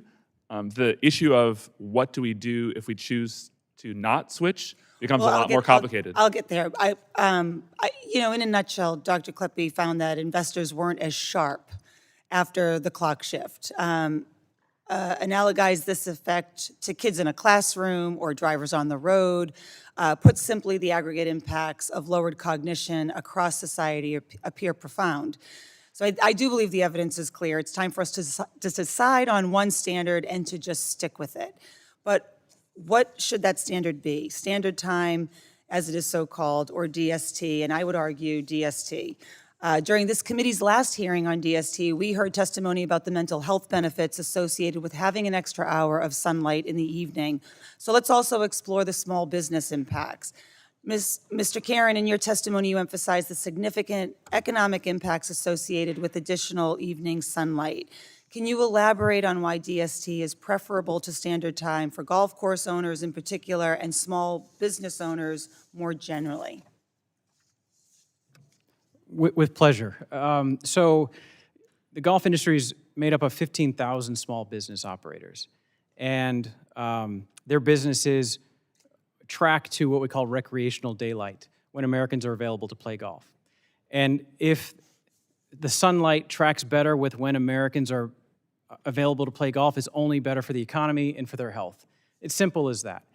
And you know, the interesting thing that through this discussion that we're talking about standard versus daylight saving time, and daylight saving time is already 8 months of the year. In an ironic way, it is our standard time. It's not the exception. It's a matter, and over time, Congress has closed that window of standard time to make it smaller and smaller over time. So I think we've already been moving in that direction for decades. It's a matter of now just kind of having the fortitude to choose one. And obviously, our industry is mixed, but we strongly favor daylight saving time. Thank you. That's a great point. I mean, ultimately, the evidence shows that switching our clocks twice a year harms cognition, disrupts daily life, affects mental health, decreases opportunities for families and businesses alike. But by adopting permanent daylight savings time, we can establish a single consistent standard that confers real benefits on all Americans, especially our children. So thank you. I yield back. All right, thank you. Generally yields back. We'll recognize Mr. Keene from the great state of New Jersey. You're recognized for 5 minutes for your questioning, sir. Thank you, Mr. Chairman. And thank you to our distinguished witnesses for being here today. New Jersey is a proud home to many important travel and tourism destinations. From our historic Revolutionary War battlefields to our New Jersey shore, the Appalachian Trail, rivers, lakes, small towns, golf courses, to our stadiums, New Jersey boasts some of the greatest sights in the United States. And I look forward to hearing from our witnesses on the impact of their industries in bringing tourism and travel to New Jersey and to the United States. Ms. Maietta, the state of New Jersey is pleased to host 8 matches of the 2026 FIFA World Cup. The hospitality industry is critical to hosting these important matches. Could you please share how the hospitality industry is preparing for these highly anticipated events? Congressman, thank you for the question. We are accustomed to holding and hosting big events all the time, but of course, bringing in so many people at the same time simultaneously does present some unique challenges, but also opportunities. Right now, our industry is working very closely with law enforcement and city officials and all stakeholders involved to ensure that we are prepared. I would encourage those lines of communication to stay open. Thank you for serving on the caucus. We commend the administration for setting up task forces around these big events to ensure that they go off without a hitch and are as smooth as possible. I would also say that it's important that we're well-staffed for those. So again, H-2B visas, releasing those supplemental visas in a timely way so that staff can be there in time for the games will be critical. Thank you. Now, and following up on this, the northeastern and mid-Atlantic United States are home to many important Revolutionary War battlefields. While battles in neighboring states are often highlighted, I would like to note for the record that some of the most decisive American victories of the Revolutionary War took place in my home state of New Jersey. These include battles such as the Battle of Trenton and the Battle of Springfield. As we approach the 250th anniversary of the American independence, can you share the important role the hospitality industry plays in supporting travel and tourism to these important American battlefields in New Jersey? Thank you for that question. I think we have a tremendous opportunity around the celebrations tied to our 250th anniversary, or birthday, I should say. That presents a really unique opportunity to encourage people to go out and see the best that America has to offer. Driving more travel, incentivizing people to travel, making it easier to travel next year really presents a unique opportunity. And our industry is working really hard to highlight historic hotels that are iconic and that play and have played an important role in the history of this country. Thank you. Mr. Karen, New Jersey is home to countless athletes. My district alone had 4 New Jerseyans compete in the summer 2024 Olympics. How do the athletics industry and athletics across New Jersey bring increased travel and tourism to our state? Great question. First of all, it's amazing to have 4 Olympians. As someone who lived in Haddon Heights for several years, I absolutely love the Garden State. And travel athletics is enormous in America, right? So you're asking about how do you capitalize on that. I would say to make sure that your state tourism and local market destination marketing organizations are fully funded and fully staffed so that they can build the partnerships with these athletic-based organizations. Let them do the work they're good at and build those relationships, recruit them into your state to have those fantastic tournaments and events and so forth. Thank you. So what records, there are many recreational facilities across New Jersey that contribute to the economic benefits, whether they be stadium, whether they be golf courses, and many other small businesses in between. What are some of the things specific to each of these industries that you would recommend for a state like New Jersey and the nation? Sure. So, just spitballing here a little bit, but recreational facilities certainly help ensure the people of New Jersey are healthy. They're spending their time and money outside of hospitals and doctors' offices and into the economy, right? And that means that more people in New Jersey are enjoying their life and spending their money wherever they are. So there's a direct benefit there between recreating and enjoying your life, a longer, healthier life, and being able to add to the economy. But I also don't want to forget, especially in New Jersey, the environmental benefit, not just the economic benefit of several hundred golf courses around New Jersey, some of the best in the world. I would agree with that too. Yeah, they offer much needed green space in a pretty densely populated state. Even places like Bayonne Golf Club, which was turned from an environmentally disastrous piece of land into a very healthy living green space. That happened at Liberty National as well. So New Jersey's been a leading example of the environmental positivity of recreational places. We've got great outdoors, great shore. More people need to come to New Jersey for our wonderful tourism industry. Thank you, and I yield back.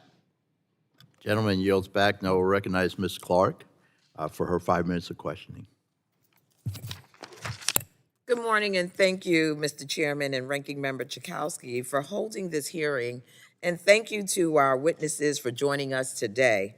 I'm proud to say that my hometown, Brooklyn, New York City, is an iconic travel destination that's imagery is evoked in music, culture, art, and whose landmarks are internationally recognized. And as the notorious B.I.G. would say, if you don't know, now you know.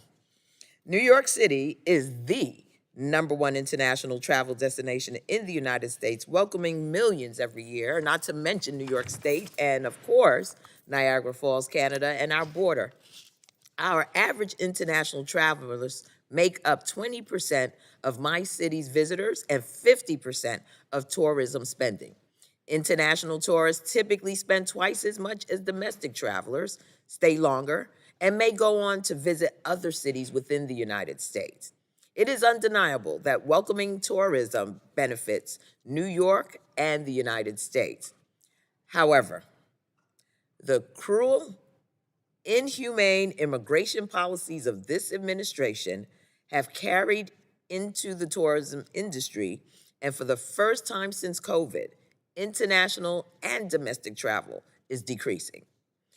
For reference, New York City is expected to welcome over 3 million fewer international travelers in 2025 than in 2024. The harsh rhetoric and detainment of legal tourists by this administration have cultivated a climate of fear and hostility that deters international travelers, so much so that the United States is the only country to see a decline in spending from international visitors in 2025. Tourism is an essential column of the economy, and not just in New York. In 2024 alone, travel to the United States produced $2.9 trillion in economic output, supported 15 million jobs, and generated $89 billion in state and local tax revenue. Not only are we suffering from Trump's delusional economic policies, but now also having potential tourists avoiding our nation due to his inhumane, barbaric, and fear-mongering immigration policies, and further contributing to our deteriorating economic health. Ms. Simon, aside from harmful rhetoric, what immigration policies have you found to be particularly detrimental to the inbound tourism industry, and what ways can Congress help address these concerns? Thank you, Congresswoman, and you are absolutely right about New York City. It is one of the biggest, well, it is the biggest draw for international visitors and a major gateway, obviously, for them to enter the country. Thank you for the question. The policies that we've seen that have really impacted the image of U.S. For visitation include really the hardened enforcement of immigration policies and the global attention that it's getting on those expansive policies. It's creating concern and fear and a sentiment that they're just not welcome here in the United States. We need to be very clear, the government needs to be very clear that visitation is not immigration and that we welcome international visitors. We want them here. We want them to come contribute to our economy and experience all that the U.S. has to offer. We really need to eliminate the proposed $250 visa integrity fee. That is going to make it so expensive just to enter the country on top of the application fee that's already $185. And then higher fees targeting international visitors in general, both for entry as well as entering the national parks. They feel like they're targeted, and they really need to understand that we want them here. Absolutely. They feel they are being targeted. Let's call it what it is. And so it's unfortunate. But let me thank you for your response. The administration's treatment towards international tourists is especially concerning to me, as next year the New York region will be hosting multiple games and the final game of the FIFA World Cup, one of the most internationally attended sporting events. The World Cup attracts fans not only to games, but to hosting cities to celebrate their team in dedicated fan zones. With 16 host cities spanning all over North America, we are expecting millions of visitors. Next year, New York and the other cities will be on the world stage. But how can we possibly expect to keep all these fans and tourists safe when we have an administration that is hell-bent on demonizing anyone who's not born here? I encourage my colleagues to get serious about the implications of this administration's policies that they've had, and how they have metastasized in so many critical industries. With that, Mr. Chairman, I yield back. I thank the gentlelady. Now we'll recognize Ms. Kamick and her beautiful daughter, Augie, for 5 minutes of questioning. Thank you, Mr. Chairman, and appreciate everyone's patience. As a working mom, and certainly a mom in the newborn trenches, this issue of daylight savings time actually really does impact all parents who are right now in the trenches with us. So I want to thank Chairman Bilirakis for his opening statement, particularly his remarks about the Sunshine State. Tourism is not just a sector in our economy, it is the backbone of our state. It is the #1 economic driver of Florida, as well as agriculture, a quick #2 right behind it. So whether we're dealing with packed stadiums during our University of Florida Gator games, or families are traveling to fish or golf, the Sunshine State is a year-round mecca of activity. And as we've heard today, the tourism and hospitality industries are facing significant pressures, whether it's hotels struggling with workforce shortages or rising operation costs. Outdoor recreation industries such as golf and fishing are very sensitive, as I said, to daylight hours. So as we talk about Florida's economy, but of course nationally, some of the challenges as we're going through this issue, I want to start out with Rosanna. Was it Maietta? Did I say that right? Yes, All right, good deal. So many rural areas, like mine in north central Florida, we depend heavily on seasonal tourism driven by activities such as fishing in the Gulf of America or small town festivals. We have everything from a watermelon festival, of which I am the seed spitting champion in Newberry, by the way, I should point out, to zucchini festivals, you name it. This is a huge economic driver for our region. So your testimony highlighted significant workforce shortages and the operational costs that continue to go up and the lingering impacts of the shutdown. So for rural communities that rely on just a few peak tourism windows to sustain them year-round, what federal action specifically or policy changes, and I want you to be very specific, would most help seasonal hotels, small lodging operators, and tourism-dependent businesses that remain fully staffed, financially stable, and able to meet the demand through those critical periods? Well, thank you so much for the question. You know, I've spoken already about the need for the H-2B visas. I do think that that is a program that needs some specific reforms. It hasn't really been reformed since 1990 when it first started. 66,000 H-2B visas are simply not enough for the demand. We know that our hotel owners are creating housing to ensure that they can support people on site during those peak periods so they don't have to travel back and forth because so many, as you noted, are in rural areas. The second program I would say that we've invested and been proud to be a part of is the Department of Labor's apprenticeship program. That is a longer-term solution. We've been working to increase the number of apprentices throughout our industry over the past 7 years, and we've seen increased retention at the end of it with a job promotion and a salary increase for those who go through that program. That's another critical program that we rely on. Thank you. I appreciate that. And Dr. Kleppe, wanted to talk to you specifically about agriculture. So there's this urban legend that this all started at the behest of some farmers and ranchers. Now, I have to say for the record, that is not true.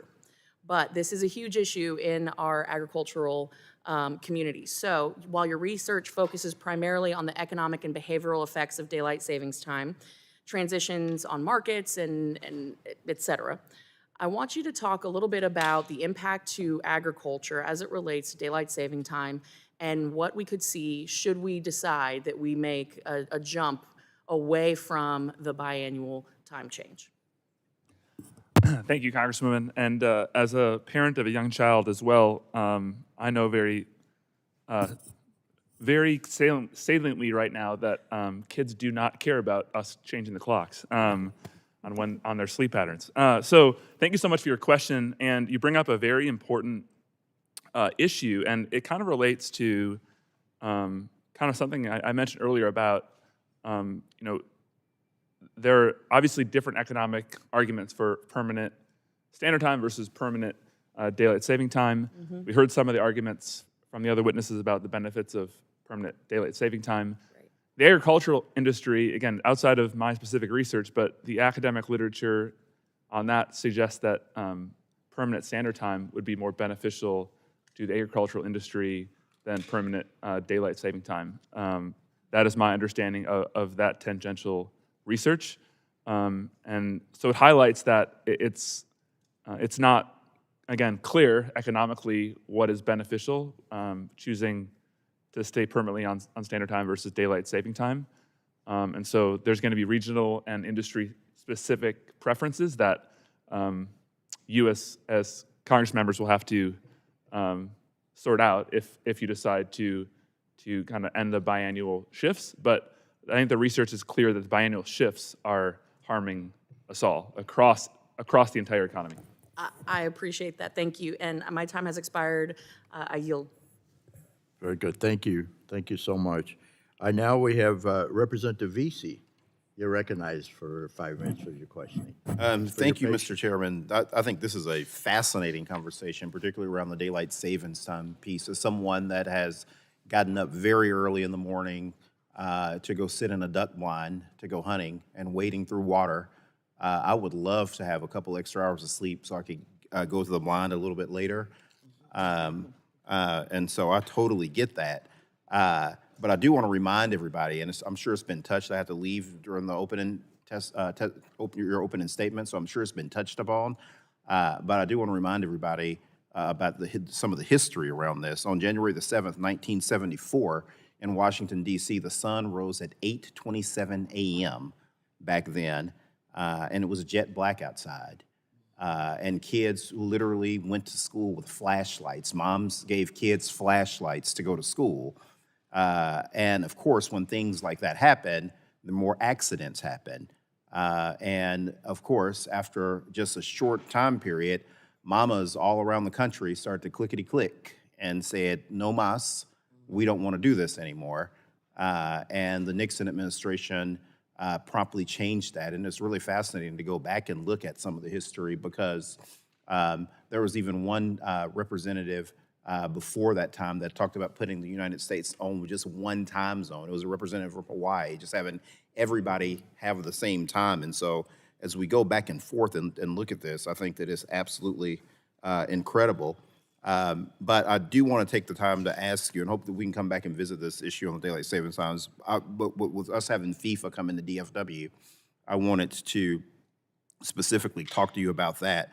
And I wanted to ask Ms. Simon about the long-term impact that an event like FIFA can have to boost tourism for SMBs and for the World Cup. How can areas like DFW translate that into long-term economic growth for the region? Because I know that there's a housing issue that I know that we're worried about in DFW, because people are going to have to drive in from long distances to come to FIFA. So how can regions like ours translate this into long-term opportunity? Thank you, Congressman. That's a great question. It happens that currently there is good signs that there is already long-term demand for the United States, which is fantastic, even though we're seeing a decline this year. And we won't be seeing numbers that reach pre-pandemic levels until 2029. But what we can do to really focus on World Cup and taking advantage of that is, as we get this influx of visitors into the country, we can showcase what we have to offer. They're going to be seeing not only the host cities and the surrounding areas, but they're going to be traveling from host city to host city and destination to destination and experiencing, again, all the different things that they can do and see here, including national parks, small and rural communities, authentic experiences. They'll take those messages home and share what a wonderful destination the United States is, and that's going to help feed our long-term growth. As Congress can help, obviously, with, again, Brand USA, getting Brand USA fully funded for the next couple of years, making sure it is reauthorized in 2027 so that they are in market driving that demand with potential international travelers.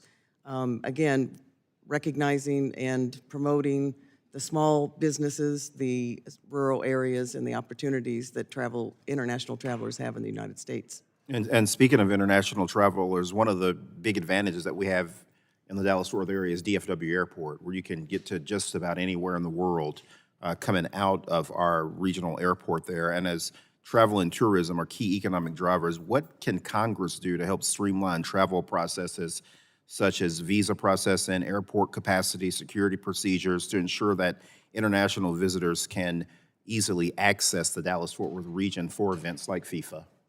Yes, again, thank you for the question. Very good question. We need modernized technology in our airports.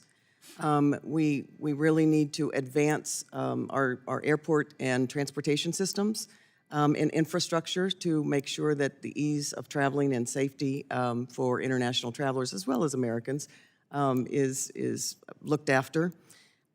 We also need to eliminate the proposed $250 visa integrity fee and other fees that are targeted to international travelers. Taxes. Yeah. Yes, exactly. Yeah, that's right. And there's a new fee that is proposing higher entrance fees for international visitors to national parks.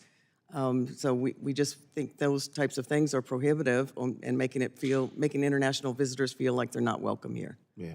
Oh, thank you very much. Thank you, Mr. Chairman. Now yield back. Thank you. Appreciate it very much. Now we'll recognize Mr. Fry from the great state of South Carolina. Thanks for your patience. Thank you, Chairman, for having this hearing today. I had the privilege of representing South Carolina's 7th Congressional District, which is known predominantly as Myrtle Beach, at least on the coast. We've got some great agricultural sectors in the western part of the district, but the Grand Strand is considered 60 miles of beach. It's 60 miles of beach, and we have roughly 790,000 people, obviously, that live in the district. But every year, the Myrtle Beach area sees 18 million people come to our area, which is, if you take it proportionally, there are 20 visitors for every 1 resident, which is kind of astounding when you think about it. Tourism in the Grand Strand generates tens of billions of dollars in economic impact, supports tens of thousands of jobs. In the district, we talk about tourism, but we're really talking about the livelihoods of the folks that I represent, not only the small business owners themselves, but the waitress at the beachside cafe, the person who is a bartender down in Murrells Inlet, the individual who is a golf pro or works at one of our close to 90 golf courses in the Grand Strand area. Tourism is our lifeblood on the coast. We talked about Florida, obviously. We're much the same boat. So this is very important. Tourism matters to the people that I represent. Sports tourism is huge. That matters. Recreation matters. You've not only got the beaches, but you've got this recreational tourism that exists in the ecosystem where people can kayak on the Black River or visit some of our incredible botanical gardens. There's just so many things to do. So it's very important. I think this topic is very critical as well. Mr. Karen, you estimate that permanent standard time would eliminate roughly 37 million rounds of golf and $1.6 billion in green fee revenue nationwide, while a permanent daylight savings time would add 23 million rounds of golf and about $1 billion. Can you translate what that might mean to a region like Myrtle Beach or some of the courses that you might see in Florida or elsewhere? Sure. So Myrtle Beach is one of the most mature and actually progressive golf markets in America. It was really the first true destination market for golf. If standard time was made permanent, it would cripple the spring, summer, and fall seasons in that market. So all those travelers that enjoy visiting Myrtle Beach either would not come because they couldn't get the 36 holes in a day that they used to, and it would have a certainly rippling effect in the economy there locally. I think it would be very damaging to a destination like Myrtle Beach if that was to be the case. Thank you for that. Ms. Maietta, how are we ensuring that we have a workforce scaled to meet heightened demand during major sporting events in the coming years? Thank you for that question, Congressman. I know you're a champion of H-2B visas, so I'm going to talk about that some more. I think that's critical, especially in places like Myrtle Beach and other places in South Carolina where it may be hard to get to and find that staffing that you need. Ensuring that we can rely on that program is essential to supporting a lot of our resort communities, far-flung destination communities. Thank you for that. And similarly, in your testimony, you note that for every $100 that is spent at a hotel, $234 gets spent in the surrounding community. Can you walk us through what that might look like in a place like Myrtle Beach? Sure. Or Darlington for their Darlington 500 that they do?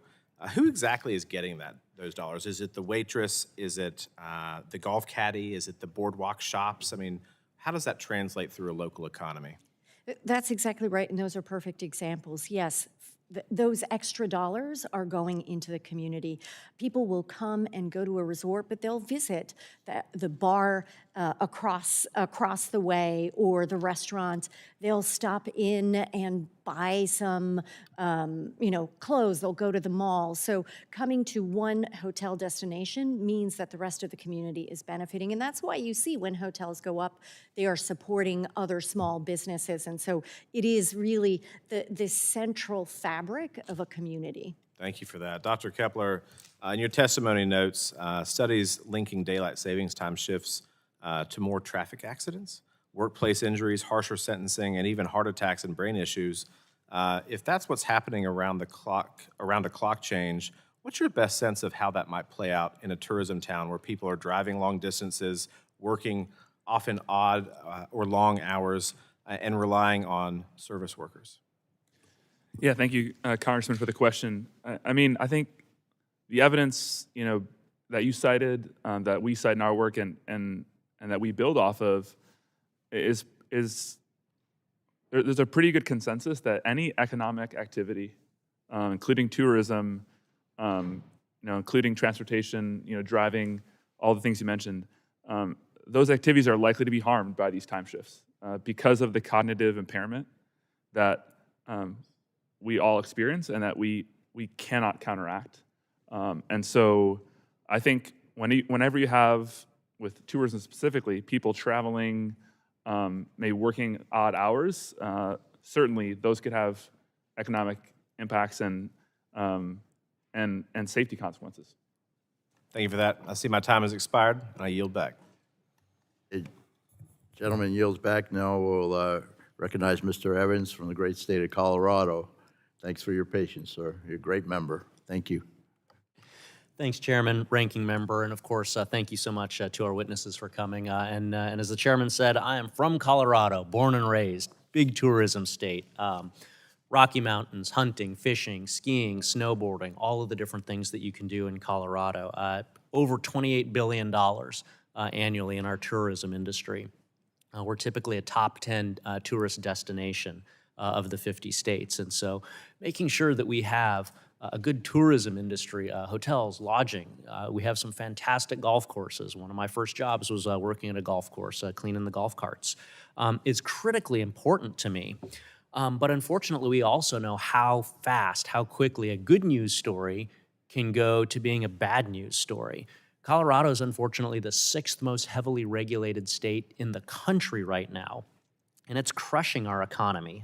Between February of last year and February of this year, Colorado's private sector lost 14,700 jobs. This is the 2nd largest decrease in the country. During that same time period, employment in the state's public sector, so government jobs, grew by 15,200 jobs. That's the 2nd highest growth rate in the nation.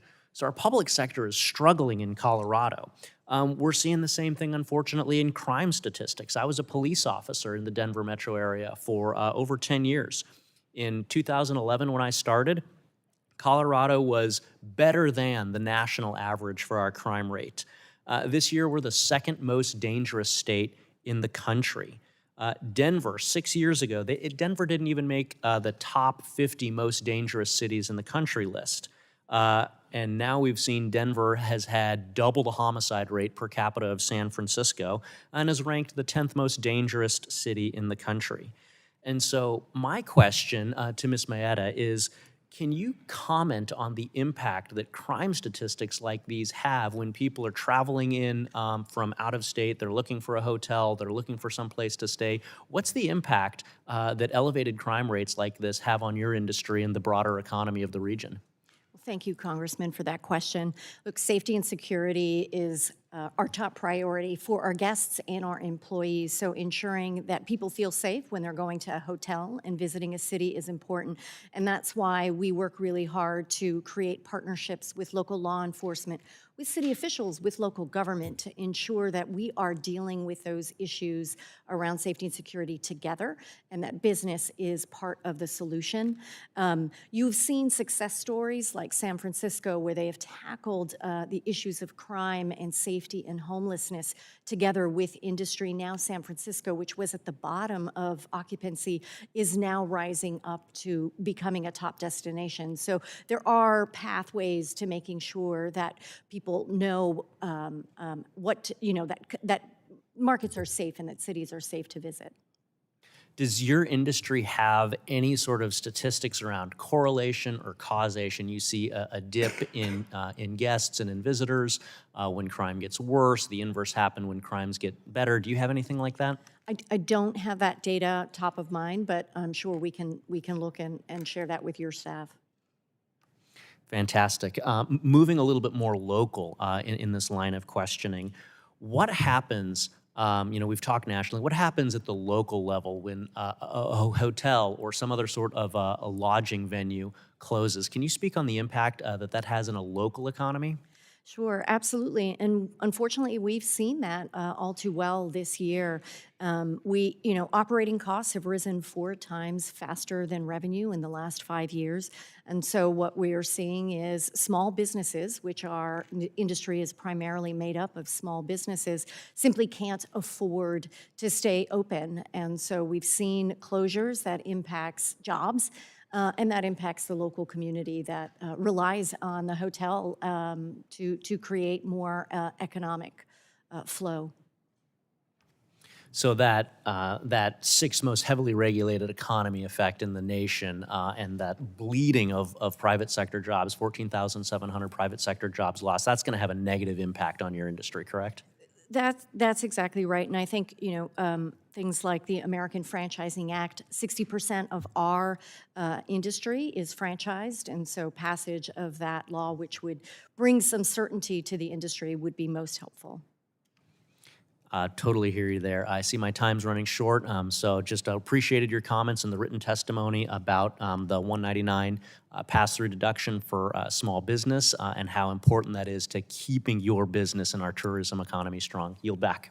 Thank you. Gentleman yields back. Now will recognize Ms. Houchin for her 5 minutes of questioning. Thank you, Chairman Bilirakis and Ranking Member Schakowsky, for holding this hearing. Thank you to our witnesses for being here and for offering your testimony. I am happy to be here, Mr. Chairman, although I must admit I was a bit disappointed when I learned that this hearing wasn't about time travel tourism and that commas matter. I guess we'll have to wait until technology catches up to our imaginations. But in the meantime, we are focused today on something that is very real for my constituents, ending the twice-yearly ritual of changing clocks and making better use of the daylight we have. I come from an area of Indiana where we used to refer to fast time and slow time, and I'm a proud co-sponsor of H.R. 139, the Sunshine Protection Act of 2025. The bill is simple and true to its name. It would make daylight savings time the new standard time nationwide, putting that extra hour of light where families can actually use it in the evening. We know that there are health implications and commerce implications as well as safety implications with the constant changing of our clocks. It's not an abstract issue for my constituents. In a recent survey by text message, more than 90% of respondents said they want to stop changing the clocks and stick with one consistent schedule. They're tired of dark, late afternoons in the winter, tired of disrupted sleep schedules for their kids, tired of the productivity hit and the confusion that comes with springing forward and falling back. In fact, we used to tell my kids when it was dark, it was still light outside and it was bedtime, that outside was closed so we could get them to go to bed. So with that in mind, I do want to turn to our witnesses. Mr. Karen, I'm interested in learning more about your perspective on the effects of the time changes themselves. I've mentioned some of those. What are some of the real-world downsides of our current spring forward and fallback system? So I only know the cursory research of the downside of the actual changing. We've heard it. It's economic. It's crime. Judges give harsher punishments the morning after clocks change than they do every other time of the year. Well, my husband cranky. is a judge, so I wonder if that probably is. I'll have to ask. Well, what we're learning is people are cranky and they're not sharp the day after the clocks change. And so that's I don't study that, but I certainly have perspective on which to choose. So we are in favor of locking the clock and choosing a side. And in our case, you said it perfectly, to make better use of the sun. Yeah. And Americans, they would rather recreate in the afternoons and the evenings than at 4, 5, 6 o'clock in the morning. I certainly am in that camp. But I also think that from a safety perspective, this is an issue. And it is relevant to the commerce question that we have and how we're operating over time and exactly health concerns for longevity if we're constantly switching our sleep schedules. Those are all factors that are important to consider. If, Mr. Karen, if Congress were to adopt permanent daylight savings time, what benefits would you expect to see in communities where your members operate? Simply more Americans being outside, walking around, playing sports, whether it's golf, tennis, pickleball, you name it, out there investing in their own health. And that's going to allow people to live longer, and that will have an economic impact on society as well. So this is one of the issues, truly, we hear a lot about twice a year. And it's something that I hope we will be able to do. My constituents certainly have made it clear that they do want one consistent system, more daylight in the evenings and an end to dark afternoons that cut into family time and hurt our local businesses. The Sunshine Protection Act is practical. It's a bipartisan answer. It supports families, workers, and communities while putting an end to the disruptive clock changes. I want to thank the committee again and to the witnesses for sharing your insights. I look forward to working together to hopefully make this happen. Thank you so much. I yield back. Thank you. Gentlelady yields back. Now we'll recognize Mr. James from the great state of Michigan. You're recognized for your 5 minutes of questioning, sir. Thank you, Mr. Chairman. I appreciate all the panelists being here today, and I'm looking forward to hearing from you about your perspective. These issues are not only important to the nation, but also our constituents. Chairman Guthrie and Chairman Bilirakis, I couldn't agree with you more. Travel and tourism are key drivers, both our local and national economies. It's essential that we explore the best ways to strengthen and capitalize on these opportunities for our country. But also, as we deal with other crises, mental health crises, seasonal depression for northern states like mine, Michigan, places that are on the western side of the Eastern time zone and farther north, we can address mental health issues by extending the time and the clock, potentially also saving lives. I'll get directly to my question. Mr. Kleppe, what other related research is relevant to the issue of financial and economic implications of daylight savings time policy that maybe you have not discussed as of yet? Yes, thank you, Congressman, for that question. I do have a brief summary prepared of some of the other relevant research. And so, specifically to kind of economic and financial market effects of these biennial time shifts. So beyond the evidence that we provide in our study of investors being impaired in their decision-making and the effects that has on market efficiency, there's also recent research that finds that other economic and capital markets participants are negatively affected, including individuals that forecast earnings, which provides a very important information dissemination role to the capital markets. There's evidence that investors' reactions to merger announcements are worse after DST adjustments.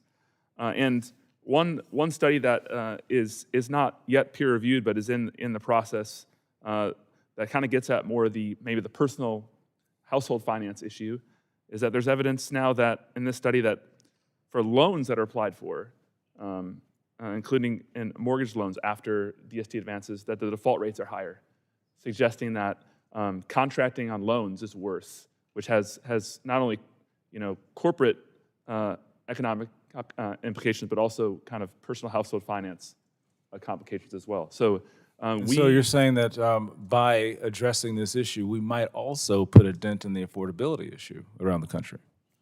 Again, I can't speak directly to, this is not my research, but what I can say is that the impairment from these time shifts has the potential to, again, lead to worse contracting when it comes to loans and could hurt households in loan contracting. Okay, so if let's step out into going from a little bit more micro to a little bit more macro. What could you share the implications of reduced market efficiency caused by DST adjustments? Yeah, that's a great question. So first of all, I'll say the U.S. is kind of the hallmark of our capital markets, are the hallmark of efficiency and sophistication, which sets us apart from the rest of the world. And so when markets become less efficient, there are implications for both investors and the companies seeking capital in those markets. So on the investor side, less efficient markets means that determinations of value are harder, and individuals that have again, information advantages, usually more sophisticated or insider investors can trade more profitably relative to retail investors, which creates disparities that are not good for markets. And then on the company side, when there's more inefficiency, it's the cost of capital and raising capital and accessing those investors becomes more costly.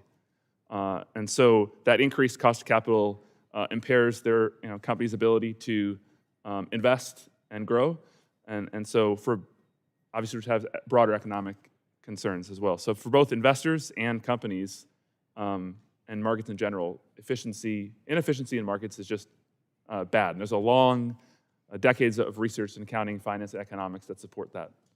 Thank you. Mr. Chairman, I yield Mr. Carter the balance of my time. Gentleman is recognized.